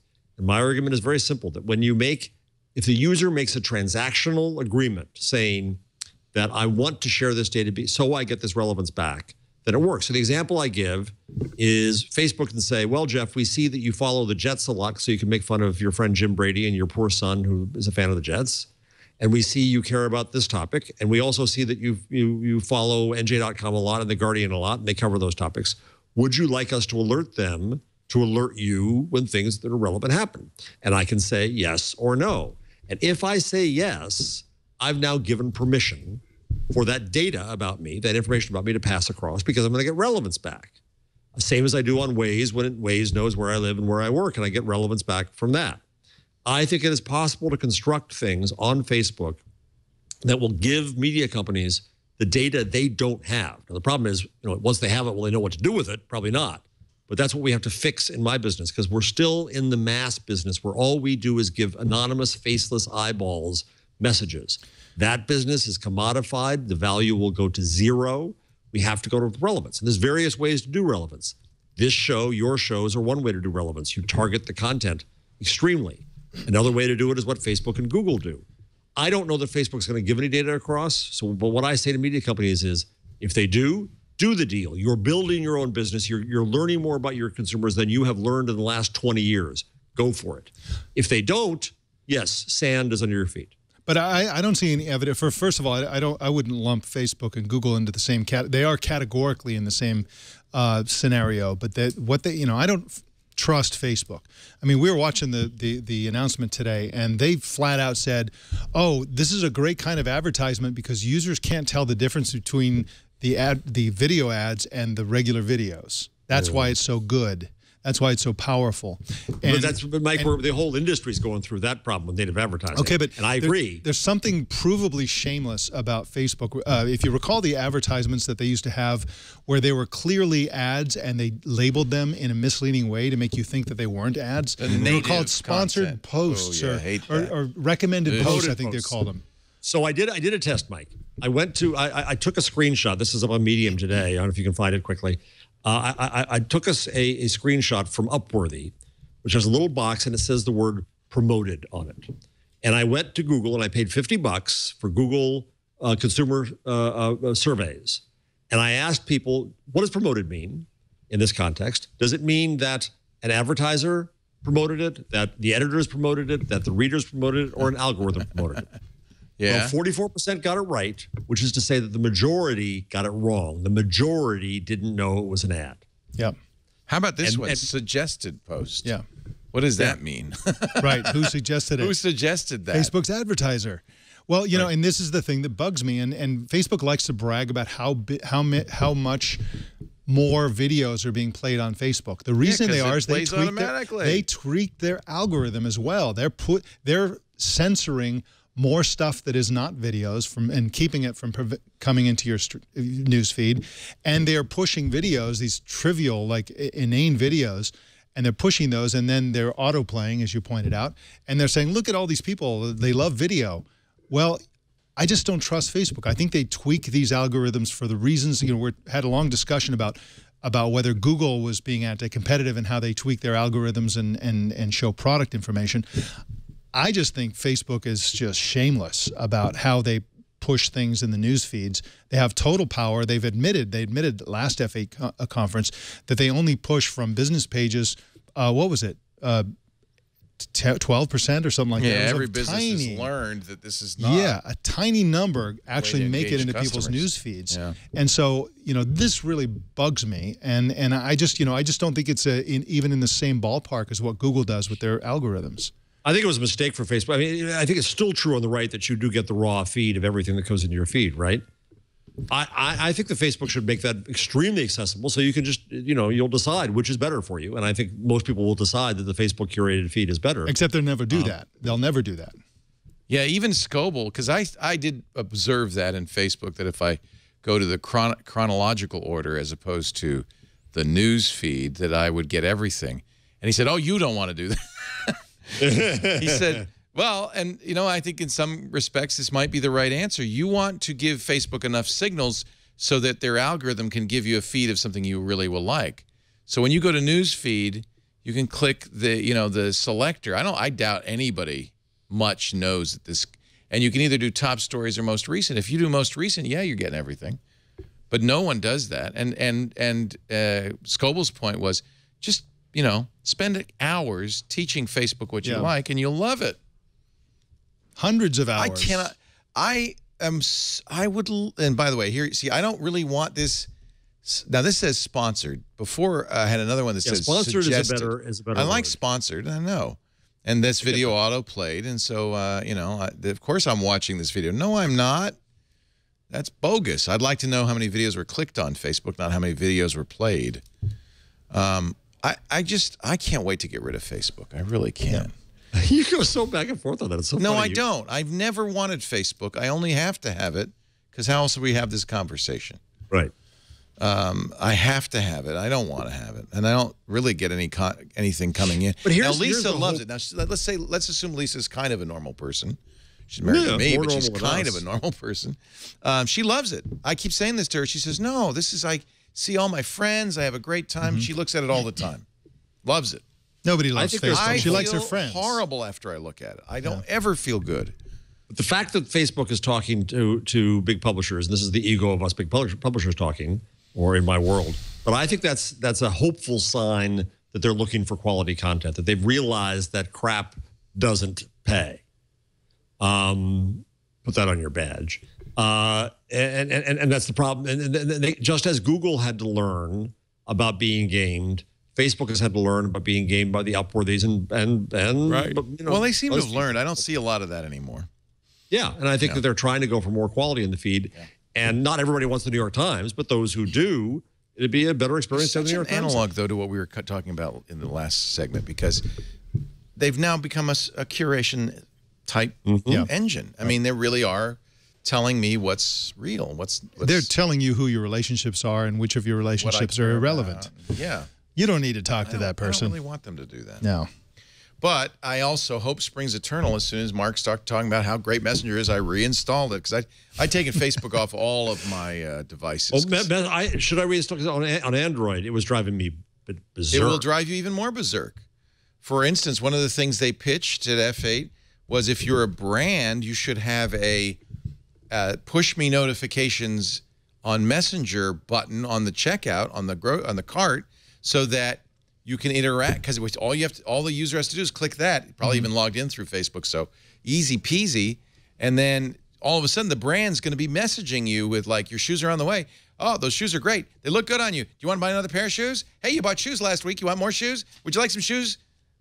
I don't want. That's just stupidity. That makes Messenger less useful, not more useful to me. Yeah. Right, but what's the fix to that? I mean, I always go to Amazon. Well, I'm not going to click that button.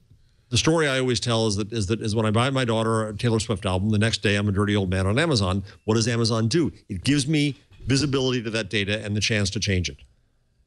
And that's what Google does it somewhat off in its dashboard. Amazon probably knows enough about me to be bugging me all the time, and has the good sense not to.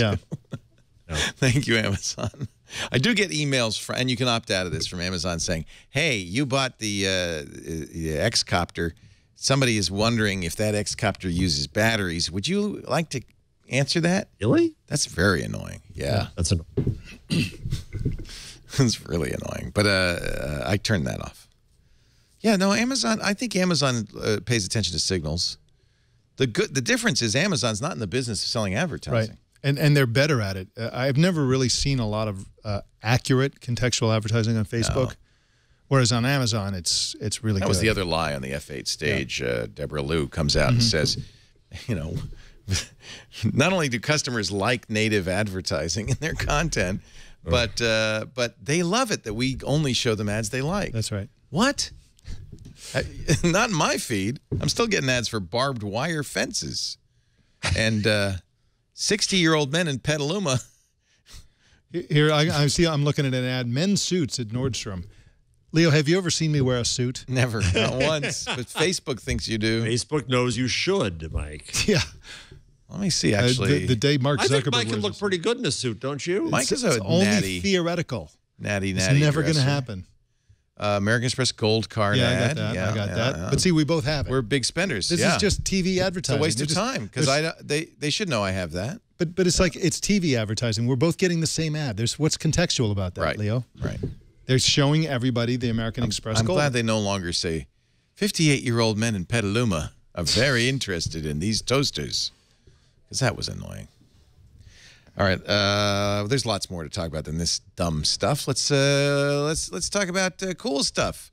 Eric Schmidt says Google's not giving up on glass. You're a glass hole? I am a glass hole. Yes, and the fact that former glass hole, reformed glass hole. This is a perfect example of the tech journalist echo chamber creating a lie in the public consciousness. The idea that they were retiring it was pure wishful thinking, and here's the proof. I do wish they basically what Google said was that they were going to take glass and they're going to take it out of the experimental phase, out of Google X, and they're going to create a product division and develop it into a consumer product. And everybody said, it's dead. Now, that is the biggest leap you can imagine. Yeah. They did exactly the same thing with their project that maps indoor location. Right. Exactly the same thing. They said, we're taking it out of the lab. We're putting it, and everybody said, oh, look, it's the future. They're going to do this thing. They're going to make a real product. So this whole thing that Google Glass was dead and they were killing it off was a fabrication by the tech media. Okay. Pure and simple. But really, they should kill it off. No. No, you know what they should do? I said this before. I'm going to say it again. They should offer every poor glass hole the opportunity for a refund. Your money back. Well, what? How many glass buyers would ask for? Jason, you'd ask for your money back. I believe I'd be asking for your money back. My money back, and I wish you would. Jeff, you'd be asking for your money back, but I guess this guy over here, Mike, you wouldn't want your money back? No, I wouldn't. And here's what they should do to make Google Glass. The whole problem was caused by the camera, because the idea of holding up a phone is something nobody ever does. Oh, wait, no, everybody does it every day. Meerkat. But what they should do is that the camera on Google Glass should be removable, so that we can get the notifications, we can get the information as we're walking around, and not be pointing a camera at people, and nobody would object to it. I think it's the opposite. It should just be a camera. On my watch now, I'm getting the notifications and the instructions. I don't need it here. Yes. What I do want a point of view camera, but it should be very simple. A red light on it. Yeah. All it needs is a red light when it's Really? on. Do you guys, were you satisfied with the camera? Because you have to aim, like, it's like looking at what your eyebrows No, that's not looking good. at. But that I thought it was okay. It was a very wide-angle lens, so you didn't really have to because aim otherwise that. you would see. Yeah, if you're in the men's room and you're trying to take pictures of people in the men's room, it's really easy to do. Just kidding. But the wearable the jump's computing so small. the wearable well, it's only because it's a wide angle. It's so far away. It's a wide angle shrinkage. But the wearable computing revolution is coming, and we're going to be able to just know things. And Google Glass is a great way to just know things. Really, you found it useful? Because I feel like that screen over my eyebrow was too small and too difficult to look at to be really useful. I think there's other ways to do that. I think there are other ways, and that may not be the best way to do it. But I do think that I like augmented reality. Yeah, I mean, well, that's what Google Glass theoretically could be. No, not at all. I mean, really, all it is a monitor over your eyebrow. No, but if it's contextual and remember the initial faked video of Google Glass? Yeah. The guy walked around and that was so cool. Information. Oh, your friend wants to do this. Blah blah blah. That was augmented reality. You know what? FTC. It was. Go after him for fraud on Google Glass. Yeah, that video. Yeah, do that. Yep. Okay, Quartz says Google's driverless car. This probably is another journalist getting something wrong. Might come with airbags on the outside to protect pedestrians. I think it should come with springs that push the pedestrians further away. I can't, this can't be possibly be true. It can't be. It can't possibly be true. Out of my way, pedestrian. This comes from a patent application. That's meaningless. Sorry, Quartz. Yep. People patent everything. We enjoyed it. It's a good laugh. I do like this. Now, I am the only person in the world who likes Google's Inbox app. But I think if you start to think about it as a new platform for Google to integrate mail into other things, this makes a lot of sense. They're working on a project to let you receive bills in Gmail and pay them. It's called Pony Express. Well, that's a strange name, but it is, and maybe a code name. This is going to kill the USPS. I love this idea. Yep. So they use a third-party company to verify your identity, and this is another thing that I think is being underplayed in the report on this. Yes. Google essentially gave up on Google Plus as an identity platform. Right. They got rid of their real names policy and all the rest, and now now it's not your identity. Now they're talking about a third-party company that will really verify your identity. Yeah. Not Google. Not Google. It's a third-party company. Do we know the company? No. It's a theoretical company at this point. But this is how it would work. Right. So it would be. So they would really know who you are in the way that financial companies and people who you pay your bills to would be able to identify you as. But once they know who you are, once the Google system, the Google password is associated with a really solid identity, there you go. They've got identity. That's a really, really good point, Mike. Yeah, they always say about how Apple has all those credit cards. Yeah. Yep. This would be better than that. Yep. And I imagine if they tie it in a wallet, they already have. It might be something as simple as linking to your wallet account. But yeah. So this is a document that Recode got that says it'll come in the fourth quarter. May or may not be called Pony Express in the real world. That could just be a code name. But boy, this is an example of I love my Google overlords.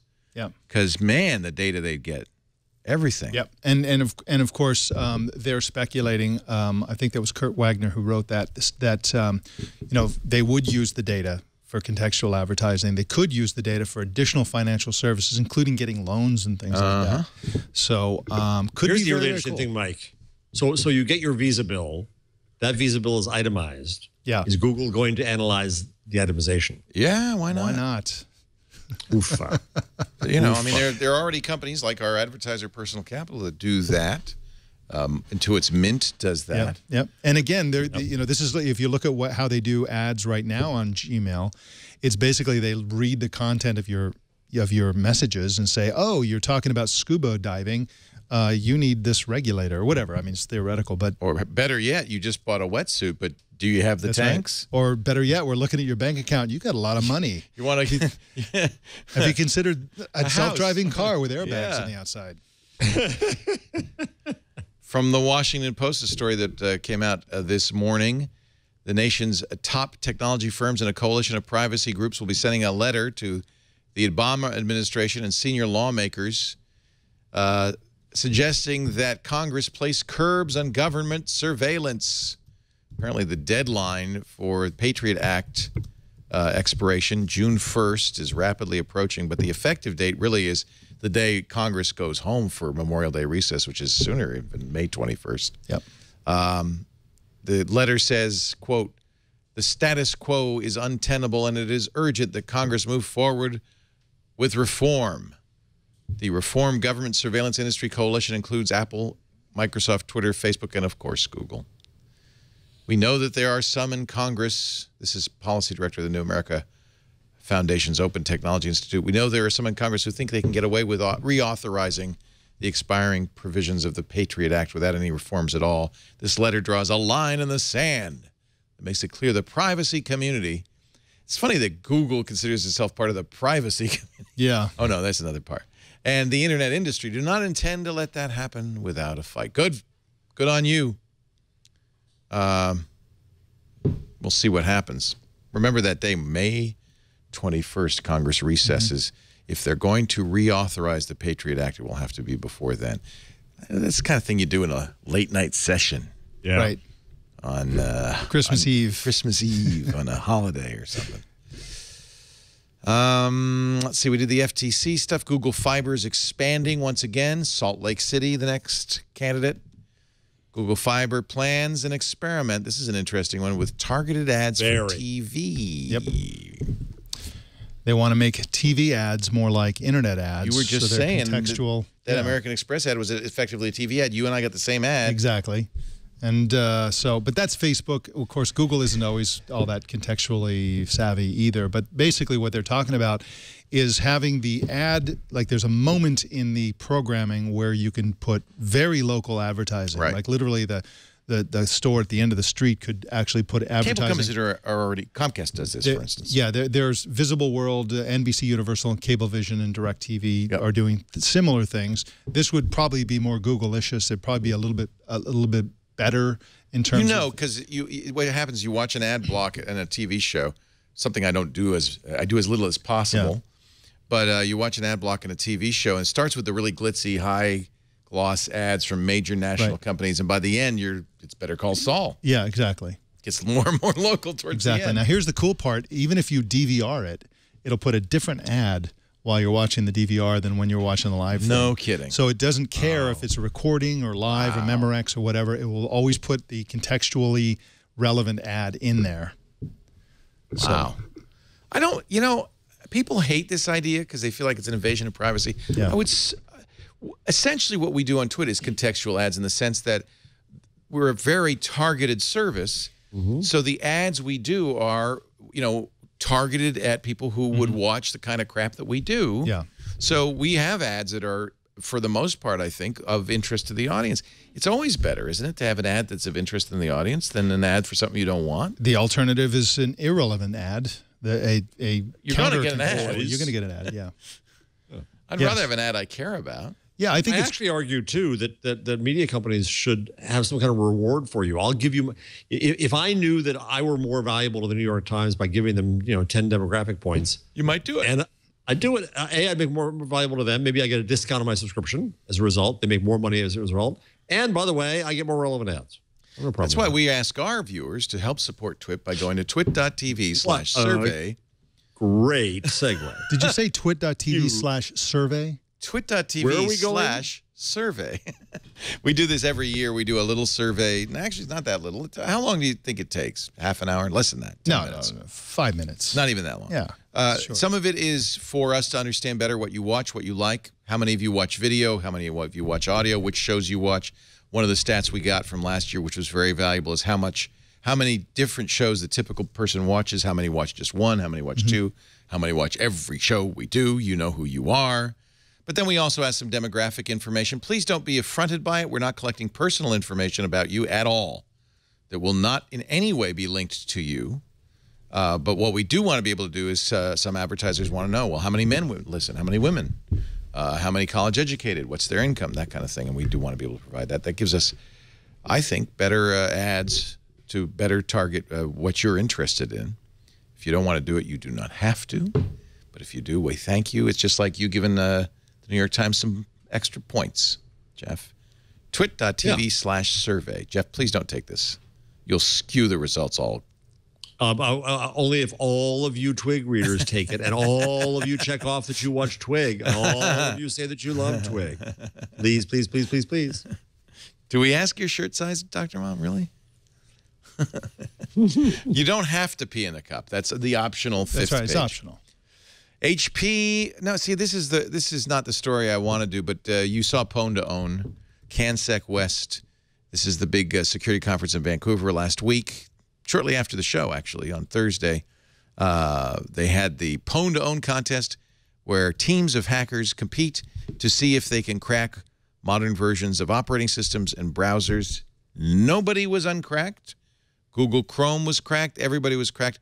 Almost all of them by a single Korean hacker named Lee, who won $255,000 and a couple of laptops. And will never be unemployed.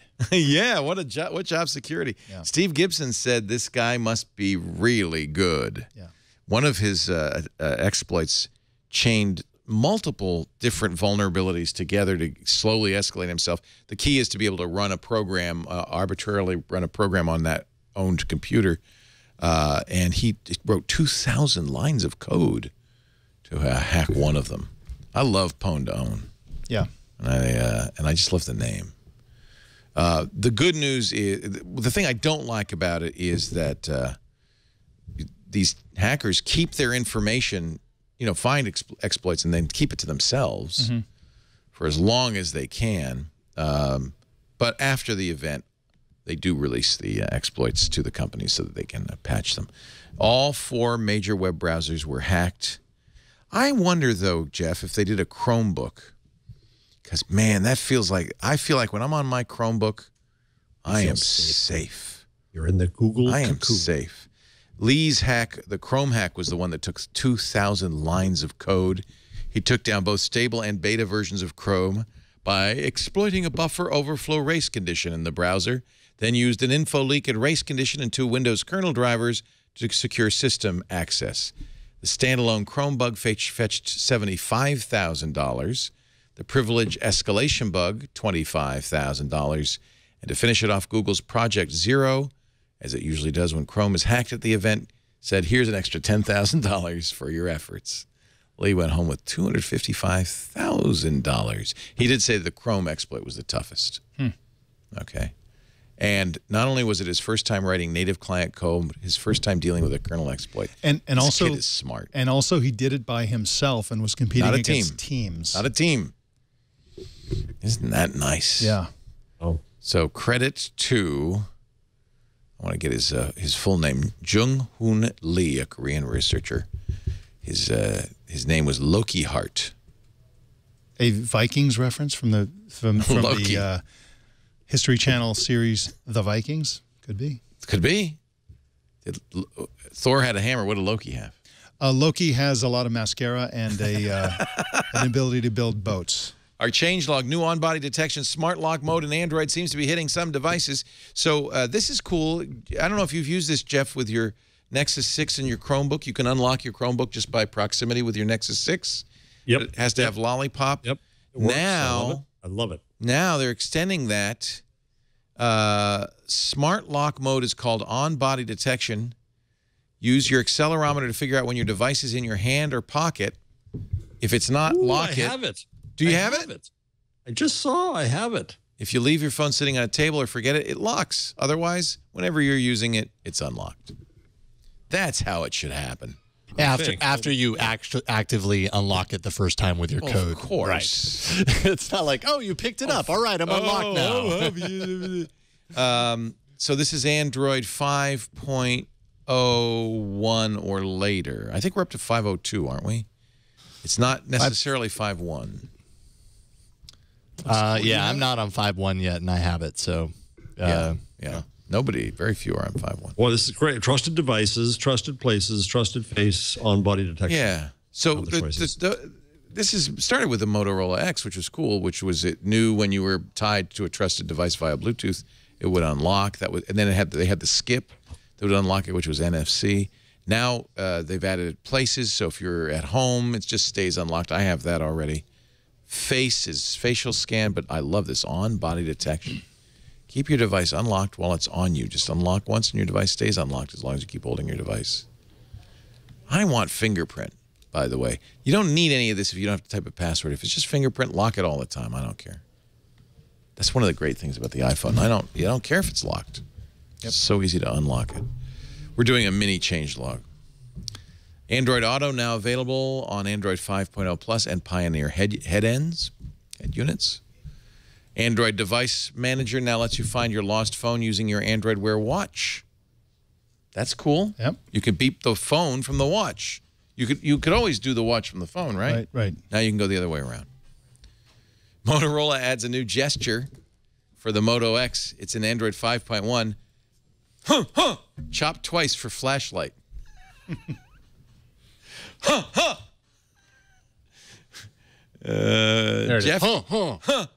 do you have to go, huh? Or do you go,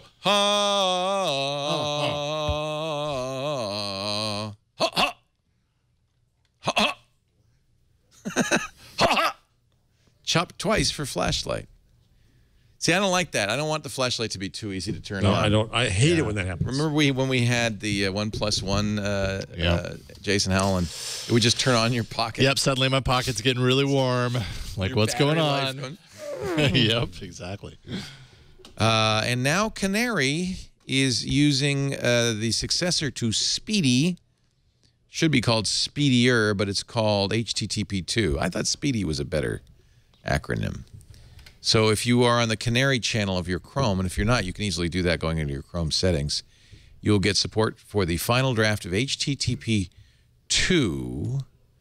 I don't know how many sites yet support that, but apparently it makes it. Steve's talked a lot about it on security now, if you want to know how it works and so forth. But apparently it makes a difference. I don't know. I don't think we're Speedy. We're Sluggo. We have a Sluggo adaptation. Cyanogen, wow. It turned out Microsoft... What? Remember a few months ago on this show, I said I'm not crazy about how Cyanogen is going after Google. Why are they going after Google? They got a gift from Google, and they raised money from Microsoft. Are they getting money from Rupert Murdoch? Well, it turns out they didn't get money from Microsoft. That was a mistake. Right. But they did, in their Series C round, get $80 million from Twitter Ventures, Qualcomm. Of course, they use Qualcomm chips or work with Qualcomm. Telefonica, SmartFriend. Those are both international telecom companies. And Rupert Murdoch. See previous discussion. Values them at $500 million. It is, of course, a version of Android stripped of Google services. I don't know if that's really accurate. Without Google services, I don't think you'd really want to use any version of Android. And Cyanogen, at least on the 1+1, has Google services. Well, when you now actually, if I think about it, when you download the ROM, if you've put a custom recovery on your Android device, and you download the ROM, Cyanogen does not include Google services. But there's always a checkbox that says, oh, and by the way, you're going to probably want Google services. Yeah, you have to install, at least the last time I had to do it. Yeah, it was separately, the Google Apps kind of package. Service installed separately. Yeah, G-Apps. Yeah. The GApps. That's why, if you ever wondered why, because it's an open source AOSP version of, but nobody wants it. Tencent Holdings is another investor. It's a Chinese. That's Chinese. Yeah. Well, go get Google. Go get them. Now I think you're right, Jeff Jarvis. Maybe that's what they're up to. Yeah, Cyanogen is becoming the anti-Google, but which, fine. Competition is good. I wouldn't mind a whole other operating system. But the funny thing is, they're building the anti-Google on top of Google. Yeah. It just seems weird. Rude. Worked for Amazon. Yeah.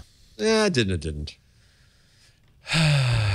Amazon Unlocked will give away paid apps for free. Well, they're already giving away paid apps, but this is more than one a day. This is like a subscription service. Oh. Something similar to like Kindle, Amazon Prime or something like that, where you have a Kindle service. It's like all you can eat, The Amazon's delivery drones, the one they famously showed on 60 Minutes, they just got FAA approval to test them. Except the drone that they got approval to test has been retired, and Amazon. You wanted the FAA to move fast? It's what they said. One of their top executives told a congressional committee yesterday that it's like, yeah, you guys move way too slow. We're done with that drone. Now we have a new drone which is not approved, and we wish you guys would approve these things faster. So the FAA did actually come out with a new ruling so that under 200 feet during daylight hours within visual range, you can now, if you have an exception pre-standing, you can just go and test it. But Amazon's saying that's not good enough. We're going to test in the UK because our whole point is we need to be able to fly drones. If I could see where it's going, I could just bring you the thing. Exactly. The whole point of what we're testing is all of our algorithms and software that enables it to fly without line of sight. So anyway, so the FAA is still a dinosaur of a, and they're still holding back U.S. innovation. Where do you come down on that? Do you want the sky filled with Google drones? Yes. The U.S. has a very large sky. What Amazon is proposing is to, they don't want to crash their expensive test drones either. And what they're proposing is to test drones on a giant piece of private property in the remote wilds of Washington State. I don't care if they test them, but when they roll them out, are they going to be on giant swaths of property on Washington State? Or are they going to be downtown Petaluma? Well, first of all, I don't think that they're going to be a mainstream way to deliver things, but I do think that they'll be useful for delivering emergency supplies. In other words, they will save lives. I love that. Right. Yeah. I just think that drones have been used that way. I think if a problem emerges, we should deal with that problem. Yeah. But so far, we ban the commercial use of drones and we allow the private use. And it's the private use. It's the private citizens who are crashing drones into the White House and doing all this mayhem. And so we're ignoring the actual part of the problem while banning something that has never happened as a problem. It just seems irrational to me. And if it becomes a problem, we can just shoot them out of the sky. Shoot them out of the sky. Get a free drone. By the way, people are perfecting new forms of drone destructing, like bean bags that you can shoot. So it doesn't hurt the drone; it just takes it down, and then you got a new drone and whatever they were delivering. Maybe a net, like a Spider-Man net. A net. Ooh. NFL will be broadcasting one game this season on the internet instead of on DirecTV and everywhere else. It is the game that the only reason they're doing this is because it's a game that takes place at 6 a.m. West Coast time, 9 a.m. East Coast time. It's the Jacksonville Jaguars Buffalo's Bills game in Week 7. That is in London. 9:30 in the morning in the East Coast, which is, of course, where the Bills and the Jaguars play. But, yeah, I'm not, Not exactly the Super Bowl. Yeah, and I feel like it's not, I'm not sure what they're doing here with this. It's a publicity stunt. It's a publicity stunt. Nobody's going to watch this game anyway, so they might as well. This is one they can throw away. This really peeved me a bit. Radio Shack has gone belly up. They're selling off the assets. The stores are going to Sprint, and some are going to go to Amazon. But, and this is what people always talk about when they talk about privacy policies. Yeah, sure, you can trust company A, the current company. But what if something goes wrong and they sell their assets? Radio Shack wants to sell tens of millions of email and home addresses. These are the ones they've gathered when you joined the Battery Club. Yep. They always asked for your phone number. Remember that at Radio Shack? Well, you thought maybe you could trust Radio Shack. Well, 13 million email addresses, 65 million customer names and physical addresses. And by the way, the company that irritated me every damn time asking me for my phone number when I wanted to buy a battery. Right. And giving me hell when I didn't. Well, it turns out that was an asset. Yep. AT&T is trying to stop the data sale. In Texas, it's a violation of state law to sell identifying information if the company's privacy statement says it won't do it. So the attorneys general for Texas and Tennessee plan to challenge the repurchase. Part of the legal rationale behind this, because I've been through this with companies with takeovers and stuff. Let's say that, I don't know, Amazon had bought Radio Shack. Then the privacy policy is written such that you could pass over the data to a third party, such as an acquirer. In this case, it's an acquirer, right? It's out of bankruptcy, but it's not clearly what was intended by a decent privacy policy. I also love the fact that AT&T is trying to stop the Radio Shack sale of consumer data because it says that's ours, that's not yours. I should make it clear. They're not doing it to defend you. Exactly. They're just afraid that Sprint will get the information. They don't want anybody else to get it. That's our data. And I think this is actually it might even be a good tip. Thanks to, is it Gary Judge? Oh, yeah, that one. Yes. His Headspace blog, he showed Jeff how to put Skype on his Chromebook. So easy, even I could do it. Yeah, and I think that the trick is that it's possible, it's not that Skype suddenly runs in the browser, or we're not using Crouton and installing Skype on Linux, but it's possible using an extension called Twerk to run Android apps. Twerk's an Android emulator. I'm going to put it on my Chromebook.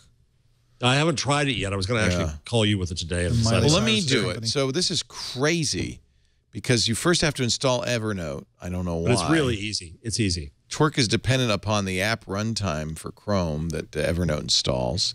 Then you install Twerk. Then you get the Skype APK because you're going to side load this. Drag the APK. I guess you could get that from the Skype site. I don't know where you get it. The link's right there. You included the link. Yeah, okay, but let me just see where that link comes from. It comes from his website. So just a word of warning, when you get APKs from a third-party site, you don't know what the hell you're getting. I'm not saying this, that this guy is not completely on the up and up, but that's kind of the issue. Remember that checkbox you check that says, do not, I want to download apps from third parties? Let's face it, the worst-case scenario is you'll get Skype. That's a good point. That's a good point. Twerk, though, is available in the Chrome store, so that's presumably okay. You'll install the APK into Twerk. You'll do some settings. You save it as an unpacked extension, which you then install as an extension into Chrome. Jeez, Jeff. Then every time you open it, you have to go open Can the you do me a extension favor, Jeff? Yeah. Just keep using the Mac. When I'm out of town now, we can try this. I bet you that there are a lot of people who would really like to play Clash of Clans or whatever on their Pixel. And so, do you think this slows it down? No. It's going through an emulator? No? No. Because your Chromebook, especially the Pixel, is so much faster than anything. You're fine. In fact, it'd probably run better. Well, the good news is you can do this. The nice thing about a Chromebook is you could power wash it after you do it if you feel at all uncomfortable. Yeah. But it's just a word of warning. Side-loading APKs is a little tricky. All right, let me give you a final word from our sponsor, and then we'll get our tip, tool, and number, and we'll let you all hit the road. I've used BlueStacks, which is an emulator, and I didn't find it was very good. So I don't know if this is better or not. Our show today brought to you by, but I'll tell you because I'm going to do it when I get home tonight. Brought to you by HipChat. We use HipChat now. We started using it with our developers in Austin, Texas, the web developers.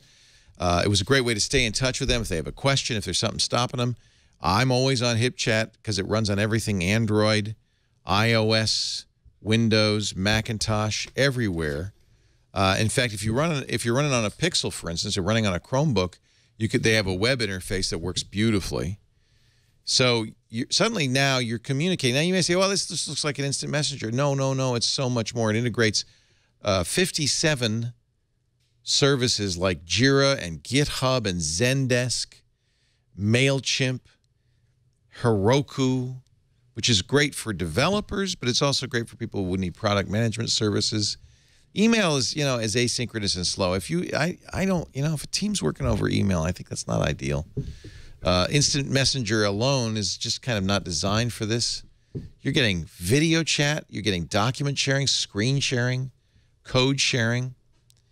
This is great. The web developers at Four Kitchens, they're an agile house. So the whole, we have meetings every day. They really want to be able to iterate very rapidly. So being in constant communication is great. We're using HipChat now with our engineering team, our sales team. And on Tech News Today. I see you have one for every show. Every show, because we have a different co-anchor every single day. Oh, that makes sense. Yeah, so we have a Monday one, a Tuesday, Wednesday, Thursday, Friday. Then we have one for TN2. We have one for the department in general. There is a way to share HipChat chat with somebody outside your organization and restrict what they can see. It's really great. You can send a URL. It's SSL. It's completely locked down, completely secure. And if you want to even trust no one encryption, you can actually run the HipChat server in your enterprise. So now you've really, I just think this is so great. Just fabulous. Now, there is a freemium version you can use forever. But for the next 30 days, I want to get you the full version of HipChat. That includes all the, the videos sharing, the screen sharing. So that's free. You don't need to give us a credit card. Just go to HipChat, HIPCHAT.com/twig. Sign up, click Start Chatting, invite some team members, and you're in. You got 30 days to enjoy it. And I'll tell you a little secret. If you're one of the first 100 people to respond to this particular ad, right now, you got to, I don't know how long it takes to get those first 100 signups, but I would do it right now. You'll get 90 days, 3 months free. Run, don't walk, to HipChat.com/twig. 90 days free for the first 100 of you. It's really good. It's really, really useful. I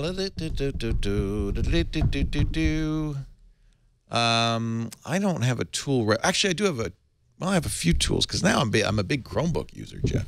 Whoa, you got some Chromebook tools? I'll go for that. I'm loving. Give me some Chromebook loving.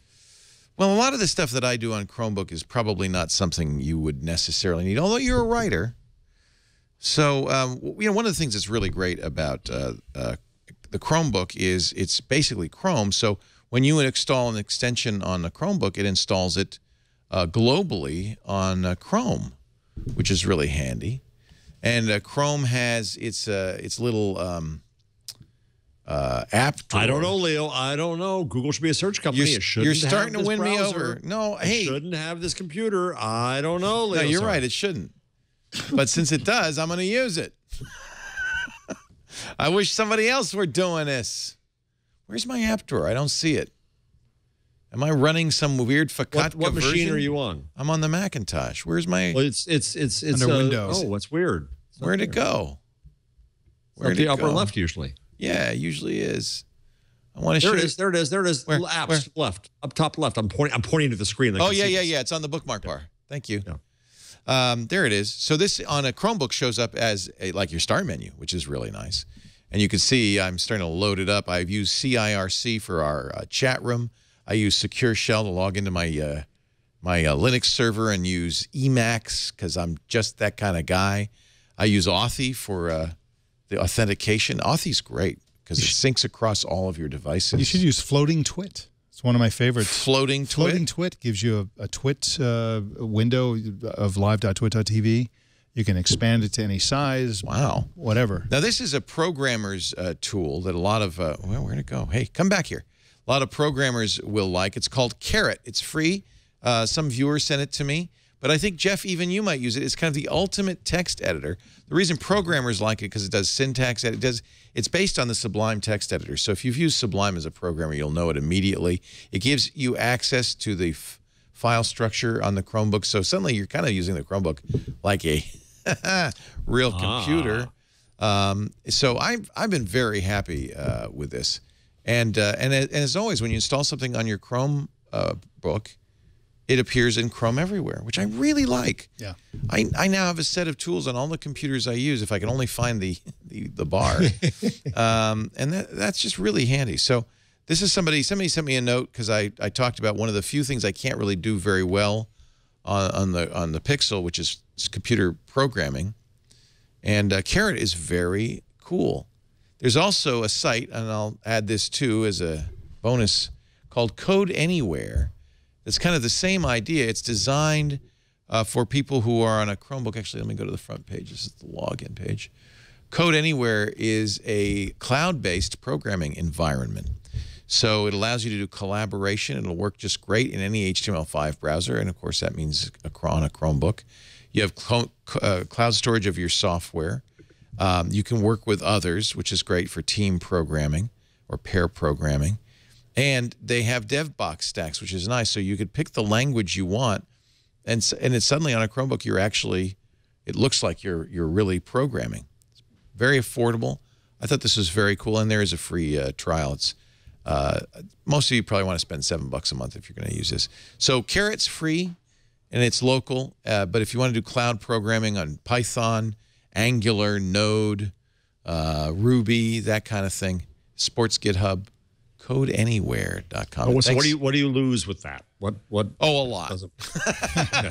Chiefly, what you lose is REPL, which is something I like. It's a great way to learn. Professionals don't care, but the idea that you can do what does REPL stand for? I can't remember.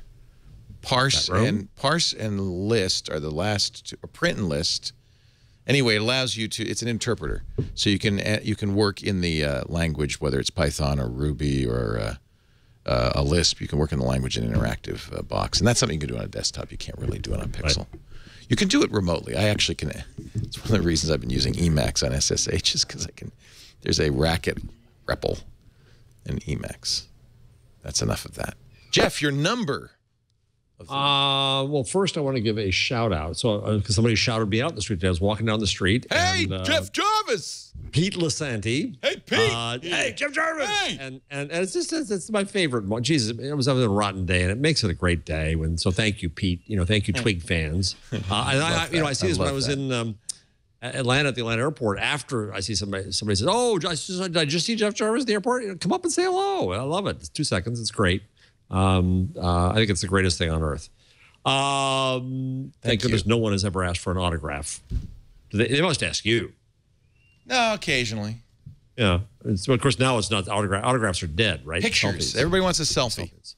Do you get that? Oh, yeah. Yeah, I bet you do. Not a lot. All right. I get it as much as you do.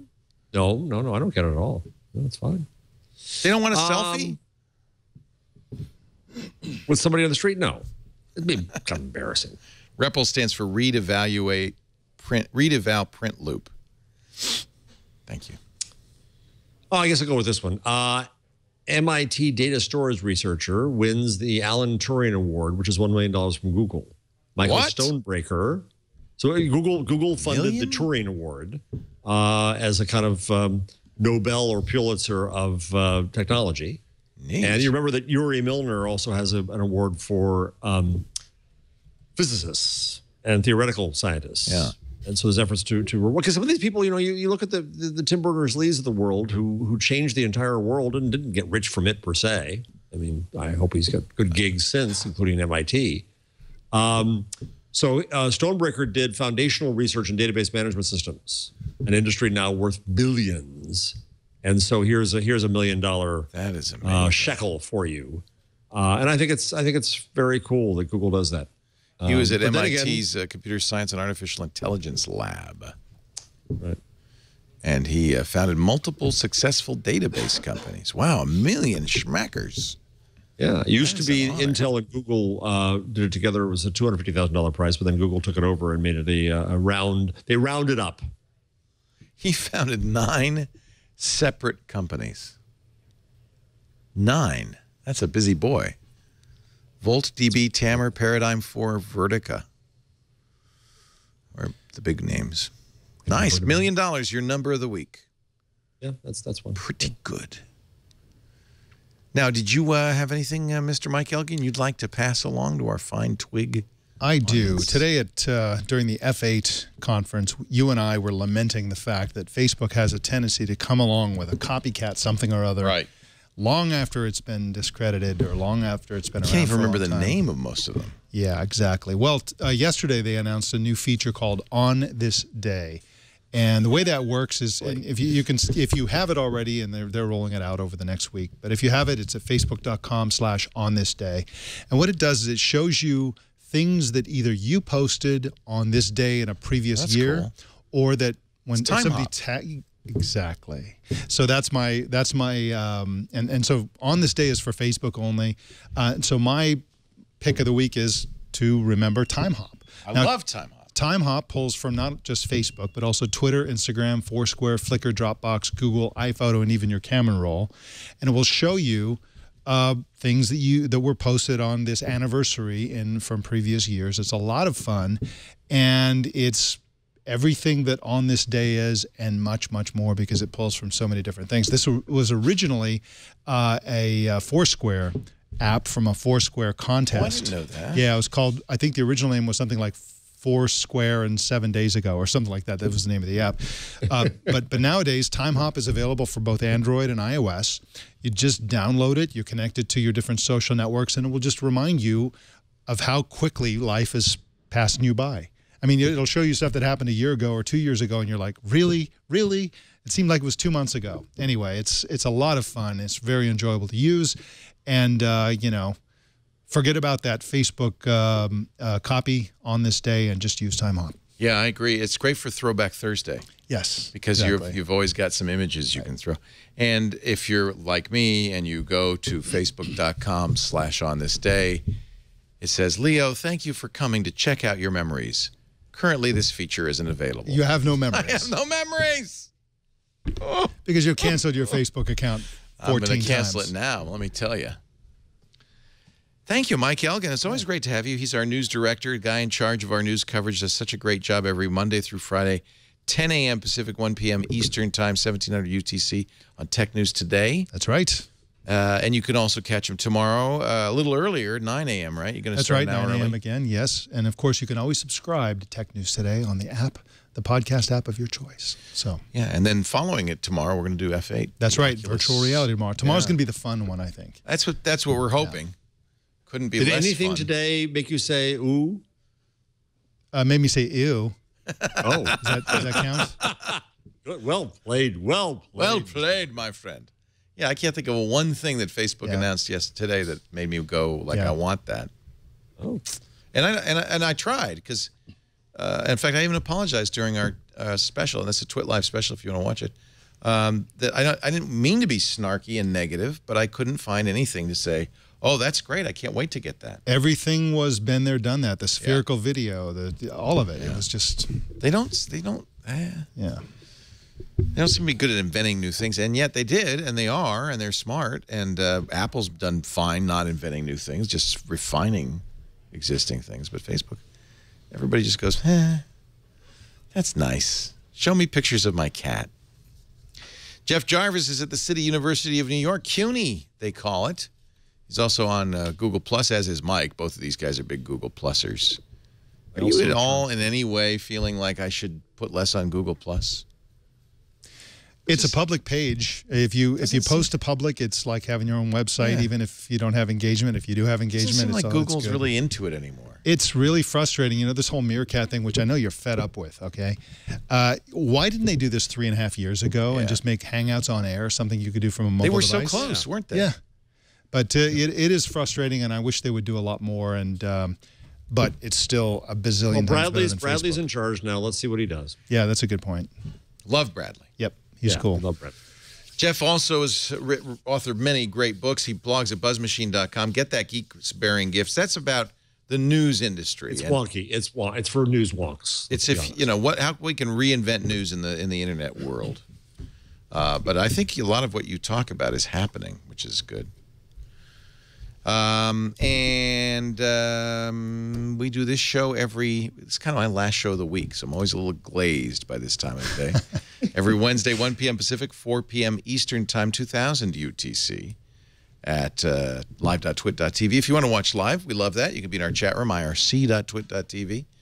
But you can also get on-demand audio and video at twit.tv/twig or iTunes or, any of your podcatchers, Overcast or Pocket Cast or Dogcatcher, whatever it is that you like to use.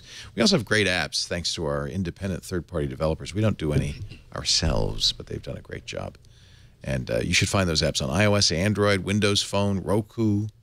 I received a number of emails that we are no longer listed on TiVo. TiVo, which is a relatively small platform, has its own podcast section. And I guess never were all our shows listed there, but a few were. And apparently TiVo has pulled them down. You can manually enter RSS into that, although I don't know who would want to do that. And I apologize to those of you who watch us on TiVo. I have no idea. TiVo never asked us ahead of time. They never told us they were pulling us down. We don't even really know anybody at TiVo. Tom Rogers. Well, Patrick Delahanty in our programming department in our engineering department says he is in touch with TiVo about getting it back. It's a weird thing. I don't know what happened. If you have problems, let me know, and I'll email. You know somebody over there? I know the CEO. You think that would help? try it first, and if you have a problem, I complained on Twitter once about a broken TiVo box, and bingo, Tom was there fixing it. He came to your house? Well, yeah. With a screwdriver. Yeah, nice. And a butt crack. And that's service. I am a TiVo Romeo Pro user. I love my TiVo. I've sold the world on TiVos, so I'm somewhat mortified that TiVo doesn't like me back. All right, well, we'll keep that in mind, and if Patrick doesn't have any success, we'll let you know. Let me know. Thanks for joining us. We'll see you next time on Twig.